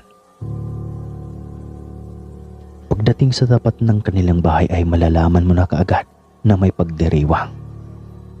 Kaliwat kanan ng usok, kanya-kanyang trabaho ang mga kapamilya nito. Napatigil lamang sa kanilang ginagawa nang tumigil ang lumang modelo ng sasakyan sa kanyang harapan. Sobrang saya ng mga ito nang makita si Maria na lumabas sa sasakyan. Binuksan ko na rin ang pintuan at lumabas kaya nabaling ang atensyon ng lahat sa akin. Alanganin akong gumalaw ng mga oras na iyon. Lalo na at kakaiba ang mga titig nito sa akin. Tila hati pa ang atensyon ng lahat. May tila na tuwa habang ang iba naman ay tila nadidismaya. Subalit isa-isa rin ang mga itong sumalubong sa amin. Maria, ano ba naman yan? Akala ko ba hindi pa pwede ang ganito? Dismayadong tanong ng Gina na halatang ina ng dalaga. Dahil kopyang-kopya ang pagmumukha nito sa ina. Naku nanang, mali kayo nang iniisip. Siya po si Ismer. Kaklase ko noong elementarya at high school dito sa ating baryo. Ito ang dating bully na laging nagpapaiyak sa akin noon. Yung lagi kong kwento sa iyo. Litanya ng dalaga. Napatingin sa akin ang ginang. Kakaibang tingin niya. Mas lalo akong nahiya. At parang gusto ko nang lamunin ang lupa ng mga oras na iyon. Tinignan naman ako ni Maria at nginitian ng napakatamis. Subalit parang iba ang pagkahulugan. Nako, pasyensya na Ismer ha. Naikwento ko kasi dati kay nanang lahat. Pero huwag kang mag-alala. Nakaraan na iyon. Parte ng kabataan. Saad pa nito. Ikwento pa nito sa ina ang tungkol sa pagkumpuni ng kanyang sasakyan na biglang namatayan ng makina. Giniya na ako nito sa loob ng kanilang bahay. Malapit nang magtakip silim kaya nagpaalam na akong umuwi kay Maria. Subalit panagpipilitan nitong huwag muna akong umalis. At para daw hindi na ako maboring ay kumuha ito ng isang galong lambanog at iniligay sa aking harapan. Ito, isang napakasarap na inumin. Alok nito. Dala daw ng kanyang lolo at tinawag pa ito at pati ang lolo para daw samahan akong uminom nang hindi naman ako mabagot. Nang maubos ang isang galong lambanog ay kumuha pa ulit ng isa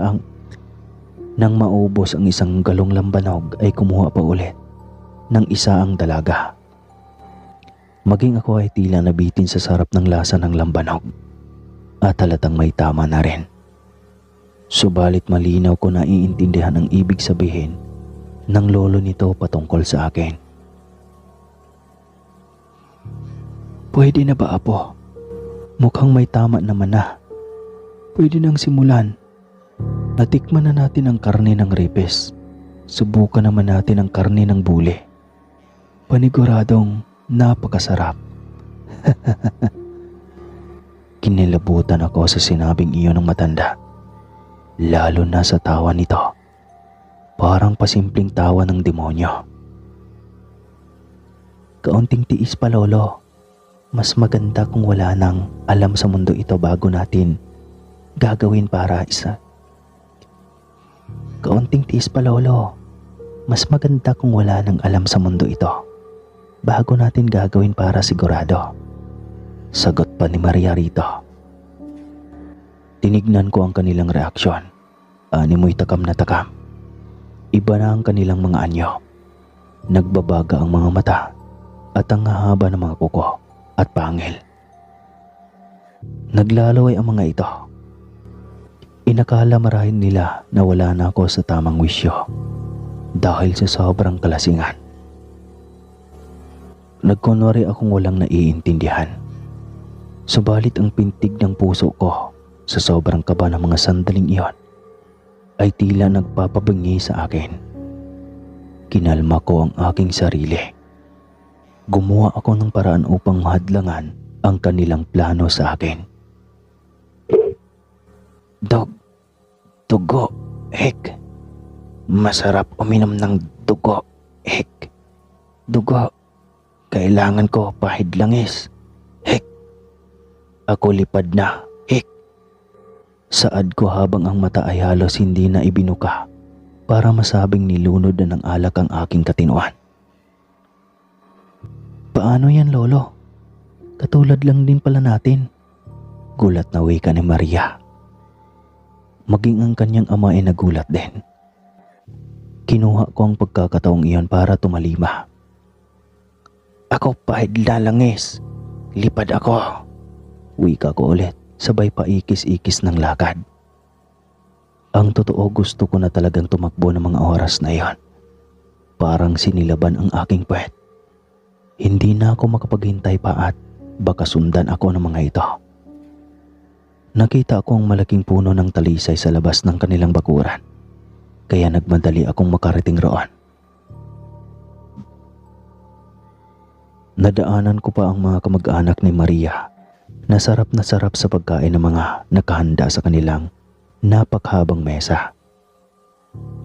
Habang sa pinakasulok ng malapad na bakuran ay may dalawang lalaki na may inihain na malaking kaldero. Nang marating ko ang lilim ng mayabong na punong talisay, ay nagmatsyag ako kung may nakasunod ba. Nakita kong lumabas si Maria at ng ama nito na tila ba nagtatalo.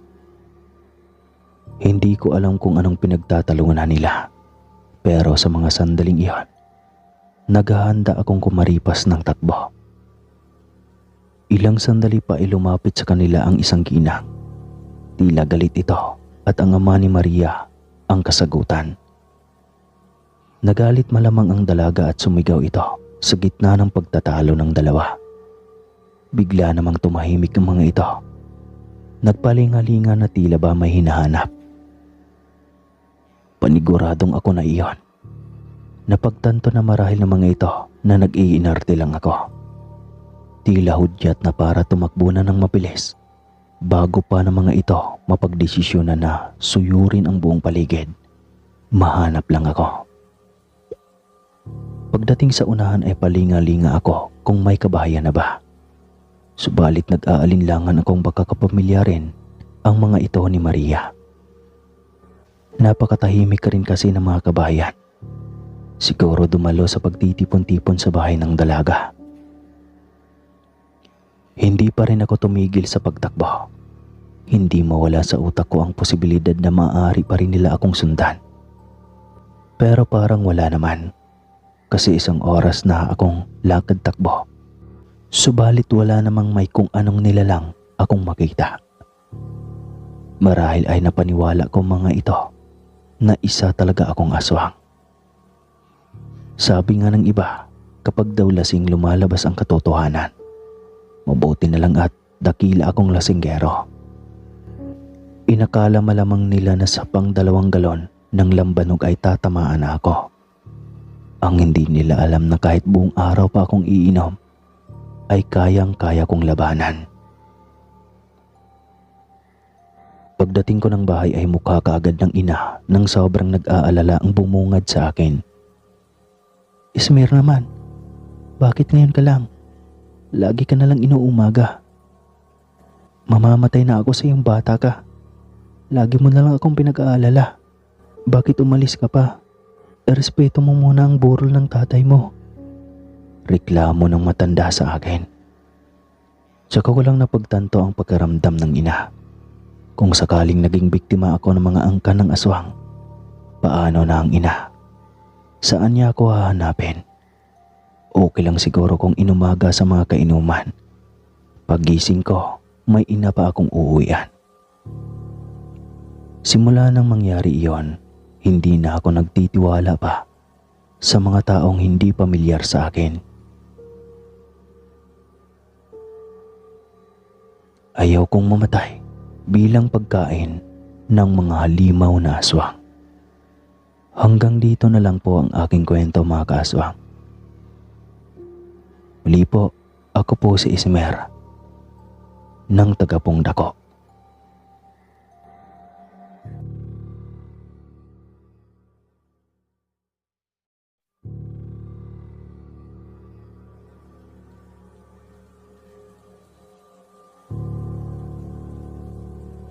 Mayumi, mainhin, maganda, morena.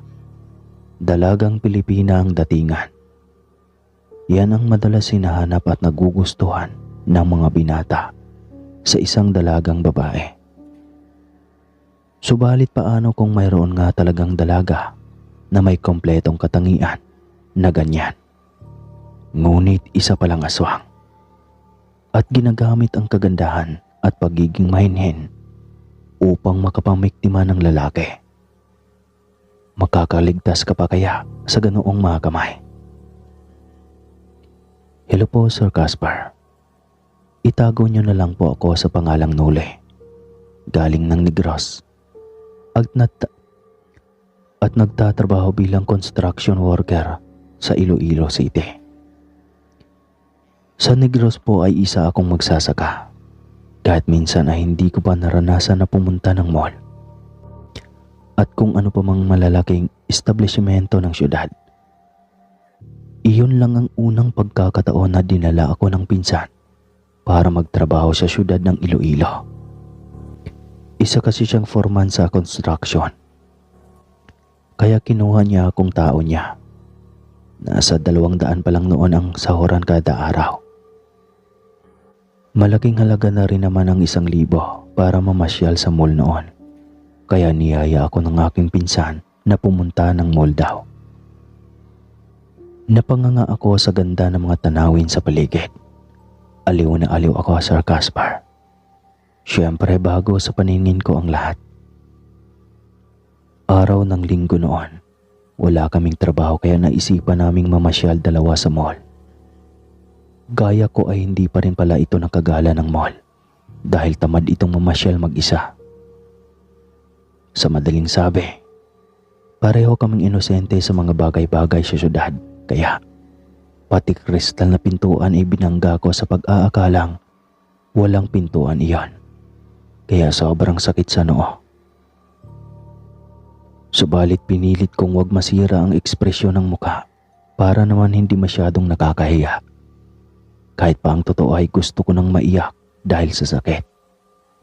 Napaka-impact kaya ng aking pagkabangga. Mabuti nga at hindi nabasag iyon. Tinawanan lang ako ng gusto ng napakagaling kong pinsan. Hindi man lang ako nito sinabi ang kristal pala ang harang ng pintuan. Noong nasa itaas na kami sa mga damitan ay namimili ako ng mga babagay sa akin dahil siyempre binata.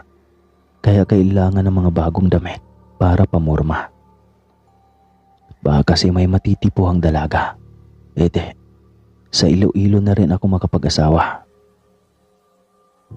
Miss, magkano ang damit na ito? Tanong ko noon sa babaeng nakatayo at may hawak pang payong. Hindi man lang ito gumagalaw sa kanyang kinatatayuan. Umikot ako sa kanyang harapan at tinanong muli. Mukha itong Amerikana, ngunit hindi man lang kumikislap ang mga mata. Itinaas baba ko ang aking kanang kamay para makuha ko ang atensyon nito. Ngunit didma lang ako. Unsaon naman lang pagpalit na ako aning bayhana ka? Tanong ko pa noon sa babae. Bisaya kasi ako, Sir Caspar. Ibig sabihin niyon ay, paano na lang ako makakabili nitong babae ka? Mabilis naman akong nilapitan ng pinsan kong si Amaro. Napakunot noo pa ito habang palipat-lipat ng tingin sa akin at sa aking kaharap. Nole, Kinsay kausap nimo? Tanong ng aking pinsan. Napakamot naman akong itinuro ang babaeng kaharap. Itong nasa harap ko ayaw magsalita. Hindi yata makakaintindi ng Bisaya. Marunong ka ba mag-Ingles? Tanong ko pa rito ng nayayamot. Abay siyempre, teka. Ako ang kakausap dito. Hi miss, how much the price? Tanong ni Amaro sa kaharap. Ngunit hindi pa rin ito gumagalaw. Miss, how much you sell? Tanong pa ulit ni Amaro sa babaeng matangkad. May isang babaeng naka-uniforme na lumapit sa amin. Ito na lang siguro kausapin natin. Katulad rin yata natin ito mga Pinoy. Wika ko sa pinsan ko. Sir, sino pong kausap ninyo? Tanong ng dalaga sa pinsan kong si Amaro. Siya miss, abay in English na nga, hindi pa rin makakaintindi. Reklamo ng aking pinsan. Ay hindi po talaga nagsasalita iyan. Manikin po kasi iyan. Sagot ng dalaga na natatawa pa. Anong manikin miss? Inosenteng tanong ko sa dalaga. Para po siyang manika na nilalaro ng mga bata, sir. Malalaki nga lang ang manikin. Kasi sinusuotan sila ng mga dinidisplay na mga damit para madaling mabenta. Paliwanag ng dalaga. Pareho kaming napahiya ng aking pinsan. Napakaraming bagay pala kaming hindi alam sa syudad. Nakauwi na kami ng aking pinsan sa aming boarding. Ay tawa pa rin kami ng tawa. Hanggang sa may nakasalubong kaming isang dalaga. Maganda, mahinhin. Lahat ng katangian ng isang dalagang Pilipina ay halos nasa babae na. Biglang naging formal kaming dalawa ni Amaro. Kinuha kaagad namin ang atensyon ng dalaga. Nagpakilala kami rito at nagtanong kung saan ang kanilang bahay. Malugod naman itong itinuro iyon. Nasa kabilang kanto lang daw ang kanilang bahay. Kaya nagpaalam kaming mamasyal sa kanilang bahay ng gabing ding iyon. Na alas 6 pa lang ay naroon na kami sa bahay ng dalaga. Subalit ayaw ng mga magulang nito na papasukin kami ng bahay. Kaya sa labas lang kami nag-uusap. Nagpakilala itong si Pasha. 20 anyos ang edad at tularing nobyo. Kaya malaya kaming ligawan ito. Pareho pa kami ng aking pinsan na natameme at hindi marunong manligaw. Kaya ako na ang umako. Aminado naman akong gusto ko ang dalaga. Kaya halos gabi-gabi akong nanliligaw rito. Noong una ay maayos naman akong nakauwi. Ngunit ng mga huling araw, laging may tik-tik na sumusunod sa akin tuwing uuwi ako mga alas 9 ng gabi. Sisipol-sipol lang ako sa daan. Kunwari ay wala akong naririnig. Hanggang sa makarating ako ng boarding house. Minsan ay maririnig pa iyon ng aking pinsan. Ang sabi niya ay sumama raw sa akin. Hanggang isang gabi ay may bisita sa aming boarding house. Nagkataon ring hindi ako namasyal sa aking nililigawang si Pasha. Nauli, nakalimutan ko nga palang sabihin sa iyo na may bisita ako ngayon. Wika ng aking pinsan na si Amaro. Hindi, okay lang. Sa loob na lang ako. Saad ko dito. Nako, wag mo namang talikuran ang pinsan ni Susing. Siya si Fortunata, pinsan ni Susing. Hindi ka pa naman sinagot ni Pasha, di ba? Pwede pang magbago ang utak mo. Saad nito. Kaya napatawa ako ng pagak. Hindi rin kasi akong tipo ng lalaki na mamamangka sa dalawang ilog. Kaya kahit ayaw ko sanang harapin ay napilitan ako nang hindi naman mapahiya ang aking pinsan. Kahit naman wala akong pinag-aralan ay alam kong kabastusan rin. Ang tatalikuran na lang basta ang bisitang maayos ng kausap. Hindi pa man umabot ng 10 minuto ang aming pag-uusap nang biglang may huni ng uwak sa aming bubungan. Halatang galit na galit ito. Nagkatanungan kaming lahat kung narinig ba ang galit na huni ng uwak. Lahat kami ay malinaw na narinig iyon, maging ang pag-alulong ng aso sa harapan ng bahay. Aswang yan. Marami talagang aswang dito sa amin. Siguro may nakaaway kayong aswang kaya binalikan kayo ngayon. Wika ni Fortunata na mabilis naming inilingan ni Amaro. Medyo may katagalan na nga kami sa trabaho ngunit kahit isang beses ay wala pa kaming kaalitan sa mga kasama o kaya naman ay mga kapitbahay dahil hapon naman kami kung uuwi. Halos hindi na nga namin pamilyar ang mga tao sa paligid. Bawal rin naman katagalan ang galit na huni ng uwak at maging ang alulong ng aso. Kinabukasan, pagkahapon niyon ay binisita ko ang iniiurog kong si Pasha. Matagal pa ito bago lumabas at parang Biyernes Santo ang mukha. Nagtaka ako sa inasta ng dalaga. Wala naman akong ginawang kasalanan dito.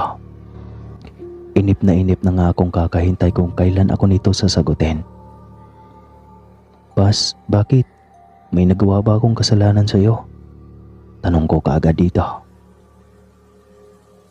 Tinitigan ako nito ng masama. Kakaiba ito magalit. Ang mga titig ay parang halimaw na nakakatakot. Mahal mo ba talaga ako? O niloloko mo lang? Tanong nito. Siyempre hindi kita naloko. Nagtitiis nga akong naghihintay kung kailan mo ako sasagutin, di ba? Bakit ba? Tanong ko sa dalaga. Biglang nag-iba ang ekspresyon nito. Talaga? Paano kung ngayon na kita sasagutin? Tanong nito sa akin. Aba, siyempre masayang masaya ako. Masayang sagot ko rito. Talaga? Yes. Sige na, oo na. Kakaibang tagumpay ang mararamdaman mo kapag sinagot ka ng babae. Promise. Para kang nananalo sa sugalan. Lalo pat unang pagkakataon ko iyong magkaroon ng nobya.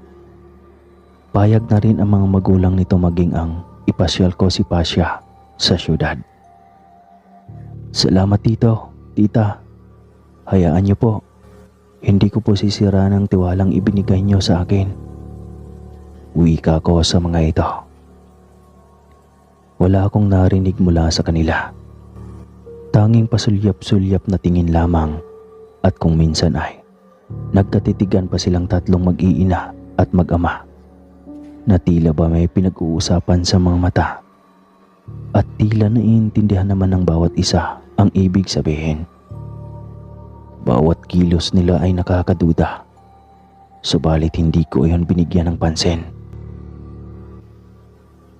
Nang sumunod na araw, isang sanggol ang nawala malapit sa aming inuupahan at malinaw kong narinig ang pangalan ni Pasha. Nako, siguradong si Pasha talaga. Siya lang naman ang huling dumaan sa inyong bahay bago nangyaring nawala ang sanggol sa kanyang duyan. Ang sabi ng isa. Oo, siya lang ang huling dumaan dito sa atin. Nako, talagang bagong tikim yata yan at napaka-agresibo. Saad ng isa pa. Kay mala sa lalaking mapaibig na ng dalagang iyon. Dati nang bantog ang mga magulang na aswang at ngayon ito ay hindi pinipili ang oras, mapaaraw o gabi. Basta sinusumpong ito ng pagiging aswang. Saad naman ng isa. Hindi kaagad ako nakahakbang papalayo ng mga sandaling iyon. Iba ang aking nararamdaman. Parang si Pasha talaga ang kanilang pinag-uusapan. Nakahiga na lang ako sa gubing iyon ay hindi pa rin mawala sa isip ko. Ang usapan ng mga tao, party sa sanggol na nawawala. At ang dalagang si Pasha ang pinanghihinalaan. Ang naging nobya ko, kani-kanina lang. Pero hindi naman yata siya nag-iisa sa ganoong pangalan. kaya pinipilit kong iwaglit iyon sa aking isipan. Ilang araw akong hindi nakabisita sa bahay ni Pasha dahil laging may overtime sa trabaho. Pinapadali na kasi ni engineer na matapos ang gusali kaya double time kami lagi. Lagi ring may nambubulabog na tiktik kalagitnaan ng aming tulog. Ano ba? Pagod kami. Alam niyo bang kumakain kami ng tiktik sa amin? Sigaw ng aking pinsan dahil sa inis. Ang ingay kasi at paikot-ikot sa aming tinutuluyan. Hanggang sa makatulugan na lang din namin iyon sa sobrang pagod. Araw ng linggo, buong umaga ay nagpahinga ako. Tulog na tulog dahil sa pagod, dahil sa doble oras na trabaho. Tapos na kasi ang aming proyekto kaya uuwi kaming Negros na magpinsan. Pero hindi ko iyon ipagtapat sa aking nobya. Magkakabalik rin naman kami siguro pagkatapos ng ilang linggong pahinga. Kinahaponan, gumayak ako para bisitahin ang aking nobya. Nagpaalam akong gagabahing masyado sa aking pinsan na si Amaro. Maging siya rin daw ay gagabihin rin dahil may date sila ni Suseng.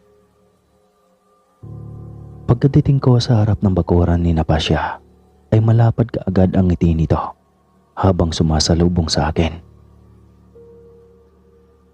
Ang tagal mo namang hindi nakapasyal, Noli. Reklamo nito habang papasok kami ng bahay. Pasyensya na pa siya, ilang araw kaming may overtime eh. Hindi ako makatsyempo na mamamasyal. Sagot ko rito. Wala ang kanyang mga magulang at kapatid, kaya nagtaka ako. Nahulaan din yata kagad nito ang aking gustong itanong. Wala rito sila nanay, nasa bahay ng aking pinsan. Hindi po kasi at may malaking pagtitipon ng aming angkan. Kwento nito. Ganun ba? Bakit hindi ka sumama? Tanong ko rito. Hinintay talaga kita, Noli. Matagal ka kasing hindi nakadalaw. Pasyensya na talaga, Pas. Minamadali kasi ng aming amo na matapos ang building. Hinging paumanin ko rito. Tahimik lamang ito at paminsan-minsang sumusulyap sa akin. Nakakailang ang titig nito at tila mapangakit. Sinipat ko ang aking mga mata sa paligid. Patingin-tingin ako sa pintuan at hindi ko alam kung bakit parang sinisilaban ang aking puwet. At gusto ko nang umalis dahil sa nakakatindig balahibong tensyon ng mga sandaling iyon. Mahal mo ba talaga ako, Noli? Tanong nito sa akin. Tila tumayo ang aking mga balahibo sa batok sa paraan ng pagtanong nito. Tila nangaakit iyon at pilit binubuhay ang kung anong bagay na kakambal ng aking pagkatao. Nilapit pa nito ang kanyang mukha sa akin na siyang pilit ko namang nilalayuan. Biglang nag-iba ang paningin ko sa dalaga. Ang buong akala ko ay mahinhin ito, kagaya ng tunay na dalagang Pilipina. Maling-mali ang pagkakilala ko rito. Hindi ko napigilan ng sarili at natabig ko ito palayo sa akin. Nawalan ito ng balanse. Kaya natumba ito sa aking harapan. Napayuko naman ako para tignan itong nakasalampak sa sahig. Hindi ito nakatingin sa akin kundi sa kanyang tuhod. Hindi ko alam kung nahiya ba ito o ano. Ngunit napaatras ako nang bigla itong tumingala sa akin. Bumulaga ang itsura nitong nakakatakot. Biglang kumulubot ang mukha nito at humaba ang mga pangil at kuko habang nanlilisik ang mga mata na nakatitig sa akin. Walang hiya ka, Noli. Sasaktan mo ako sa sariling pamamahay ko. Galit na tanong nito sa akin. Pas, isa kang aswang? Tanong ko rito na halos hindi kumikisap ang mga mata para mabantayan ang mga galaw nito. Sakaling bigla ako nitong kuyugin. Bakit? Kapag aswang ba wala ng karapatan na ibigin at umibig? Sumbat nito na parang palaka ang posisyon at naghahandang tumalon. Hindi kagaya mo ang pangarap kong maging asawa. Singal ko rito sabay tadyak ng buong lakas at tinakbo ang pintuan. Walang lingon likod akong tumalima sa bahay na iyon. Hindi ko alam kung sumunod ba ito. Pero magtatakip silim pa lang kaya malinaw kung makikita ang daanan hanggang pauwi ng boarding house. Parang wala din namang nakasunod at tahimik lang akong nakarating sa aming inuupahan. Gagabahin pa ng date si Amaro, kaya mag-isa lang ako hanggang sa kung anong oras pa makauwi ang aking pinsan. Mag-aalas 7 pa lang ng gabi nang biglang dumapo sa aming bubungan ang napakabangis na huni ng tiktik. Ngayon alam ko na kung sino ka, kaya pala lagi mo kaming dinadalaw rito. Kilalang kilala pala talaga kita. Sigaw ko dito. Bigla itong tumahimik at siyarang pagdating ng aking pinsan. Bakit ang ingay mo? Tanong nito sa akin. Akala ko ba gagabihin ka masyado ng uwi? Gulat na tanong ko rito habang tinititigan ang mapupulang mata. Halatang galing sa pag-iyak. Akala ko rin eh. Kaso may kasabay akong dumating sa kanilang bahay. Dalawa pala kami. Kwento nito sa akin. Akala ko ba gagabihin ka rin ng uwi?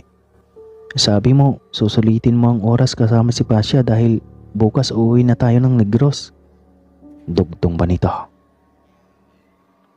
Nako, aswang si Pasha Amaro.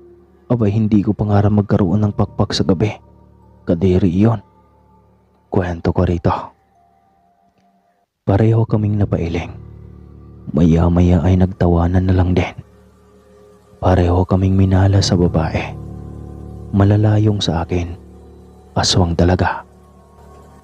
Charge to experience na lang kapag hindi pamilyar ang lugar, lalo na at estranghero ka lang.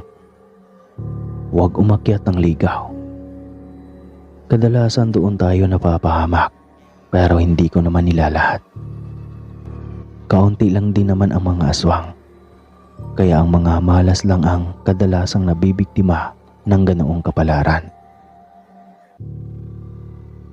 Nag-asawa na lang ako ng kapitbahay Sarkas. Di bali ng kagaya kong illiterate. Huwag lang akong makain o pakainin ng kapwa ko tao.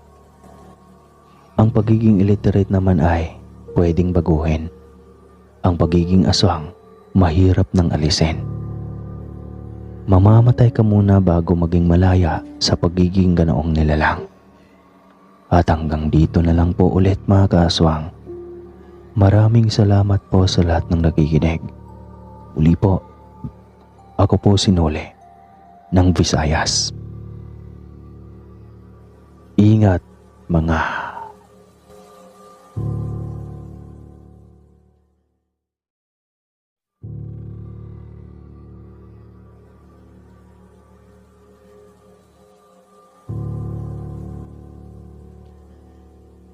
anyos lang ang aking edad nang magkagusto sa isang lalaking nasa 32 anyos na. Matipuno, mabait, matangkad at higit sa lahat, napakagwapo ni Bembo. Ngunit ayaw ng aking mga magulang sa kanya sa hindi ko malamang dahilan. Tresya anak, kaya naman namin ito ginagawa ay para huwag masira ang kinabukasan mo. Unawain mo na lang ha. Paliwanag ng nanay noon sa akin. Mabigat talaga ang kanilang loob kay Bembo. Kahit anong kabaitan pa ang ipapakita nito, ay walang epek sa aking ama at ina. Doble na raw ang edad nito sa akin. Ngunit hindi naman mahalata kung titigang mabuti ang binata. Isa pa, hindi naman basihan ang edad sa dalawang taong nagmamahalan. Age doesn't matter nga, di ba? Nagtatrabaho bilang security guard si Bimbo at nangungupahan lamang sa kabilang kanto, malapit sa aming bahay. Para itong nasa 23 lang, ang kinis pa ng balat. Ang huling dalaw nito sa akin ay hindi na pinatuloy ni tatay. Prangka nitong sinabi kay Bembo na hindi siya ang pangarap nilang maging kasama ko habang buhay. Ang layo daw ng agwat namin sa isa't isa. Nakilala ko siya noong minsang nagkasabay kaming mag-igib ng tubig sa poso. Tinulungan ako nito at doon nag-umpisang sumibol ang unang pag-ibig sa aking puso sa murang edad pa lamang. Unang pagkakataon kong lihim na umibig sa binata. Kaya nang sumunod na araw, ako ang nagkusang harangan si Bimbo sa daan. Anong ginagawa mo dito sa labas? Gabi na. Buti na lang hindi ka napagtripan ng mga adik. Nag-aalalang saad nito sa akin. Bimbo, mahal mo ako, hindi ba? Diretsong tanong ko rito. Bakit mo naman naisipang itanong yan, Tricia? Isa pa, ayaw namang magulang mo sa akin. Kaya umuwi ka na bago pa nila mapansin. Saad nito. Sila lang ang may ayaw sa'yo. Ako, gusto kita, Bimbo. Walang kiming wika ko sa kanya. Natigilan ito at nabigla. Hindi nito inasahan ang aking pag-amin. Hinawakan ko ang malalaking kamay nito na halos nangangalahati lang sa mga kamay niya. Hanggang siko lang din ako nito subalit pinilit kong magpantay ang aming paningin. Itanan mo na lang ako, Bimbo. Sasama ako sa'yo kahit saan. Tugtong ko pa dito, kaya mas lalong nagulat si Bembo. Nang pinilit nitong kumawala sa aking pagkakahawak ay bigla ko itong niyakap ng mahigpit.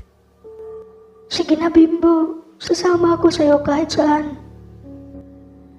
Umiiyak ng sabi ko habang pahigpit ng pahigpit ang aking pagyakap. Pero hahanapin ka ng mga magulang mo. Ako ang mapapahamak, Tricia. Sagot nito sa akin. Matatanggap ka rin nila sa huli. Sige na, Bimbo. Tayo na. Bago pa man malaman ni tatay at nanay na wala ako sa bahay. Nagmamadaling saad ko. Mabilis niya akong hinila papunta ng himpilan ng mga bus. Wala kaming parehong dalang gamit sa takot na maabutan nila tatay. Gabing-gabi na at ang sabi niya ay bukang liwayway na ang aming dating. Pinatulog niya ako sa kanyang bisig. Hindi ko naramdam ang mahabang biyahe dahil sa aking pagiging tulog mantika. Basta ginising na lang niya ako sa isang hindi pamilyar na lugar. Wala na ring ibang sakay sa bus. Dalawa na lang kami ni Bembo ang naiwan. Ayoko sanang gisingin ka kaso kailangan na nating bumaba. Saad nito. Ayos lang. Nandito na ba tayo? Pupungas-pungas pa ako habang nililibot ang paningin sa kabuuan ng lugar. Hanggang dito na lang ang bus kaya kailangan pa nating sumakay ng tricycle papunta sa amin. Wika nito. Tumango lang ako sa kanya. Mag-uumaga na nang makarating kami sa harap ng kanilang bakuran. Nang makita kami ng isang ginang ay mabilis itong pumasok ng bahay. Nagtataka ako dahil sa iba kapag may bagong dating ay sasalubong kaagad. Samantalang ito ay takot sa tao. Sino yun, Bembo? Sino yun, Bimbo? Tanong ko noon sa aking minamahal. Si Nanang yun. Mahinang saad nito. Bakit parang takot sa atin? Diretsong tanong ko rito. Tinitigan ako nito at matagal bago sumagot. Ganoon daw talaga ang kanyang ina. Napansin kong tila may kapansanan ito sa mata. Ngunit ang sabi naman ni Bembo ay malinaw itong makakita kung maliwanag ang buwan. Pagpasok namin ng pinto ay naabutan namin ng mag-asawa na nagkakape. Nagulat pa ang ama nito nang makita kami. Anak, akala ko ba matatagalan ka pa bago makauwi? Abay, sino yan? Asawa mo, Bembo? Tanong ng ama nito. Opo, tay. Dito muna kami pansamantala. Sa kubo na lang kami. Diyan sa likod natin titira. Wika ni Bembo sa ama. Nagkatinginan ng kanyang magulang. Tila ba may pinag-uusapan na tanging sa mga mata lamang nila ang nagkakaintindihan. Tahimik lamang akong nagmatsyag sa kanilang mga galaw. Sa totoo lang, hindi ako komportable sa lugar. Bukod sa malansang paligid ay ang daming langaw na nagkalat. Gayong wala namang pagkain na nagkalat. Nakakailang rin kung tumingin ang ama ni Bembo. Hindi mawari kung anong ibig sabihin ng mga titig nito. Kumain na muna kayo, anak. Ang sarap ng adobo na luto ng iyong nanay. Masayang alok ng matanda kay Bembo. Hindi tay, hindi siya kakain ng adobo. Dadakip na lang ako ng tandang natin sa likod. Magluluto ako ng tinola. Kailangan ni Tricia ng mainit na sabaw. Sagot ni Bembo sa ama na ikinidasmaya ko dahil hindi ko naman paborito ang tinola. Adobo talaga ang gusto ko at hindi ako mahilig sa sabaw. Subalit hindi na lang ako umimik. Nahihiya rin akong magreklamo. Akala ko ba magiging miyembro na natin siya sa pamilya? Bakit ayaw mong maging katulad natin ang asawa mo? Tanong pa ng ina nito na ipinagtataka ko. Hindi ko makuha ang ibig sabihin nitong maging katulad sa kanila. Yan ang wag na wag niyong gawin ay. Dahil kapag ginawa niyo iyan, hinding-hindi na tayo magkakatagpo muling kahit kailanman. Bawal kayong lumapit kay Tricia. Kuha niyo. Galit na bili ni Bembo sa mga ito. Hinila na ako nito nang walang paalam papunta sa likod bahay. May maliit na abandonadong kubo na nakatayo roon na inaagaw na. Ito ang dati naming bahay noong hindi ko pa sila napatayuan ng bahay na may kalakihan rin at komportable silang gumalaw. Ayos lang ba sa'yo kung dito muna tayo, pansamantala? Tanong pa nito sa akin. Abay, syempre, Bembo. Ayos lang sa akin. Basta magkasama tayo. Masiglang sagot ko rito. Nilinis mo na niya ang loob bago ako pinapasok at pinahiga sa maliit na papag. Matulog muna daw ako habang naghahanda siya ng aming almusal. Tumango ako rito at namahinga sa papag na iyon. Hindi ko na malayang nakatulog na nga ako. Ginising na lang ako nito nang maluto na niya ang sinasabing tinulang manok na natibo. Matapos naming wag-agahan ay niyaya niya akong mamasyal sa kanilang bukirin. Marami rang mga tanim na prutas doon. At totoo nga, dahil hindi ko alam kung anong prutas ang kakainin, sa dami ng nagkasabayang hinog na prutas ang naroon. May hinog na langka, guyabano, bayabas, kayumito, basta. Marami ring buko kong gugustuhin. Halos nakalimutan ko nang may mga magulang akong tinalikuran at hindi ko man lang inisip ang kanilang pag-aalala. Ang ganda pala dito sa inyo, Bembo. Wika ko noon sa kanya. Talaga, nagagandahan ka sa lugar namin? Tanong nito sa akin. Oo, ang daming prutas rito. Marami pang ibong nagliparan sa kalawakan at laming nagsimoy ng hangin. Napaka-presko pa. Litanya ko. Tila naaaliw rin itong makinig sa akin. Humaba ang aming pag-uusap. Hindi ko na malayang paggabi na pala. Kung wala ang huni ng tila ibon sa aming likuran, ay hindi pa namin inilibot ang aming paningin sa paligid. Paggabi na pala? Ano kaya yung huni na yun? Wala sa sariling tanong ko. Tila nagpantig ang tenga ni Bembo sa nilalang na mabangis ang huni. Para itong galit na galit. Tik-tik yan, Tricia. Marami dito sa nayon ang mga ganyan. Wika nito. Kumunot ang aking noo sa kanyang sinabi. Hindi naman siguro ibon ang tiktik. Hindi ko pa kasi kahit kailan narinig ang pangalan na ganoon. Pinaliwanag niyang mga aswang ito na posibleng kumakain ng tao at ako raw ang pakay ng mga iyon. Kaya nagsitayuan ang aking mga balahibo habang yumayakap sa kanya. Bakit? Ako lang. Pareho naman kami ni Bembo na tao. Sa isip ko ay, baka gusto lang ako nitong takutin.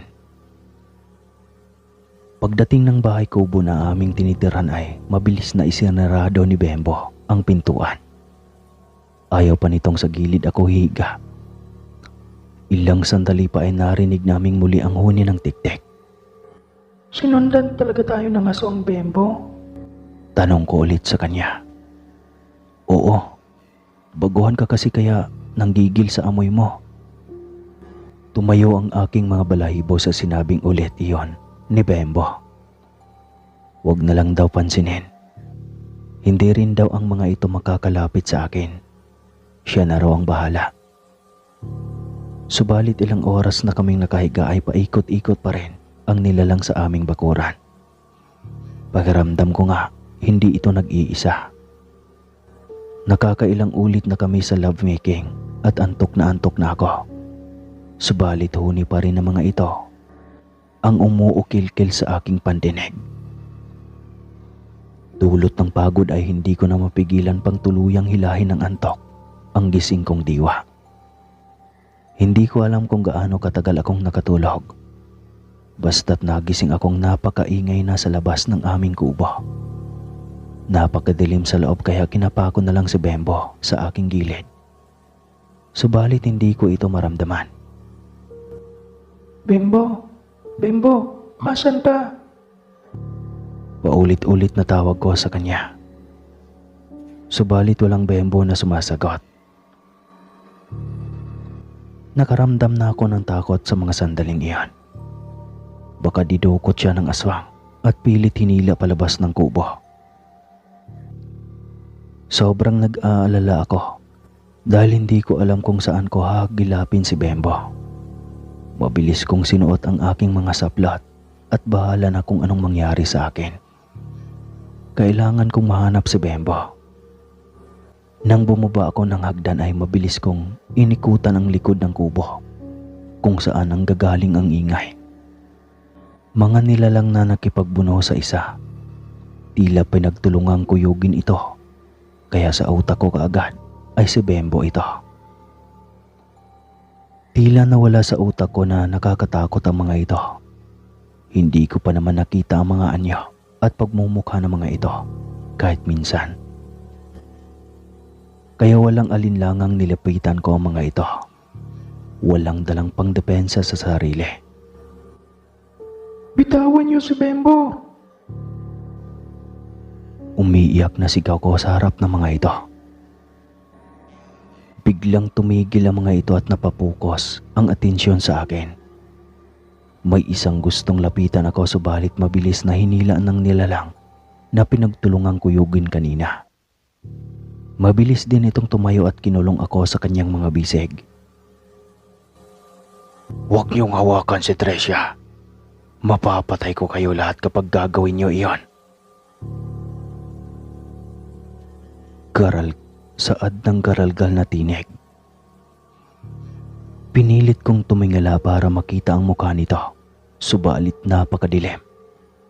Hindi ko mamumukhaan subalit ramdam kong pamilyar ang kanyang pangangatawan sa akin. Si Bembo talaga ito kung hindi ako nagkakamali. Bembo, ikaw ba yan? Tanong ko rito. Yan. Kilala ka na ng iyong sinasabing mahal ka. Inakala mo bang hindi ka pandidirehan yan? Saad ng isa kaya natigilan ako. Bembo, ikaw yan? Anong ibig sabihin ng mga yan? Aswang ka rin kagaya nila? Sunod-sunod na tanong ko ngunit hindi pa man ito isinasagot ang aking tanong. Ay sinusugod na naman akong muli nang nasa 4 na nilalang. Kaya todo depensa sa akin si Bembo. Dinig ko pa ang mga kalmot ng mga ito sa kanyang mga braso. Alam kong nasugatan ito. Hindi ko rin alam kung bakit ang linaw ng mata nitong dumipensa gayong napakadilim. Mararamdaman ko na lang na itinataas na nito ang kamay o di kaya'y paa. Nang makakuha ito ng pagkakataon na mabilis akong itinakas mula sa kaharap ng mga nilalang. Pinasan pa ako nito kaya napasigaw ako sa takot. Inilapag ako nito sa papag ng kubo at mabilis na isinara ang pintuan. Sakto ring pagsara niya rito ay tudo-katok ng mga nilalang sa labas dahil gusto ring pumasok. Hindi na niya ito pinapansin pa at tila inis na sa mga ito. Ayaw mong hawaan yan, di ba? Hindi gawin na lang nating pagkain. Garalgal na wika ng isang matandang lalaki. Walang imik mula kay Bembo kaya nakaramdam ako ng takot.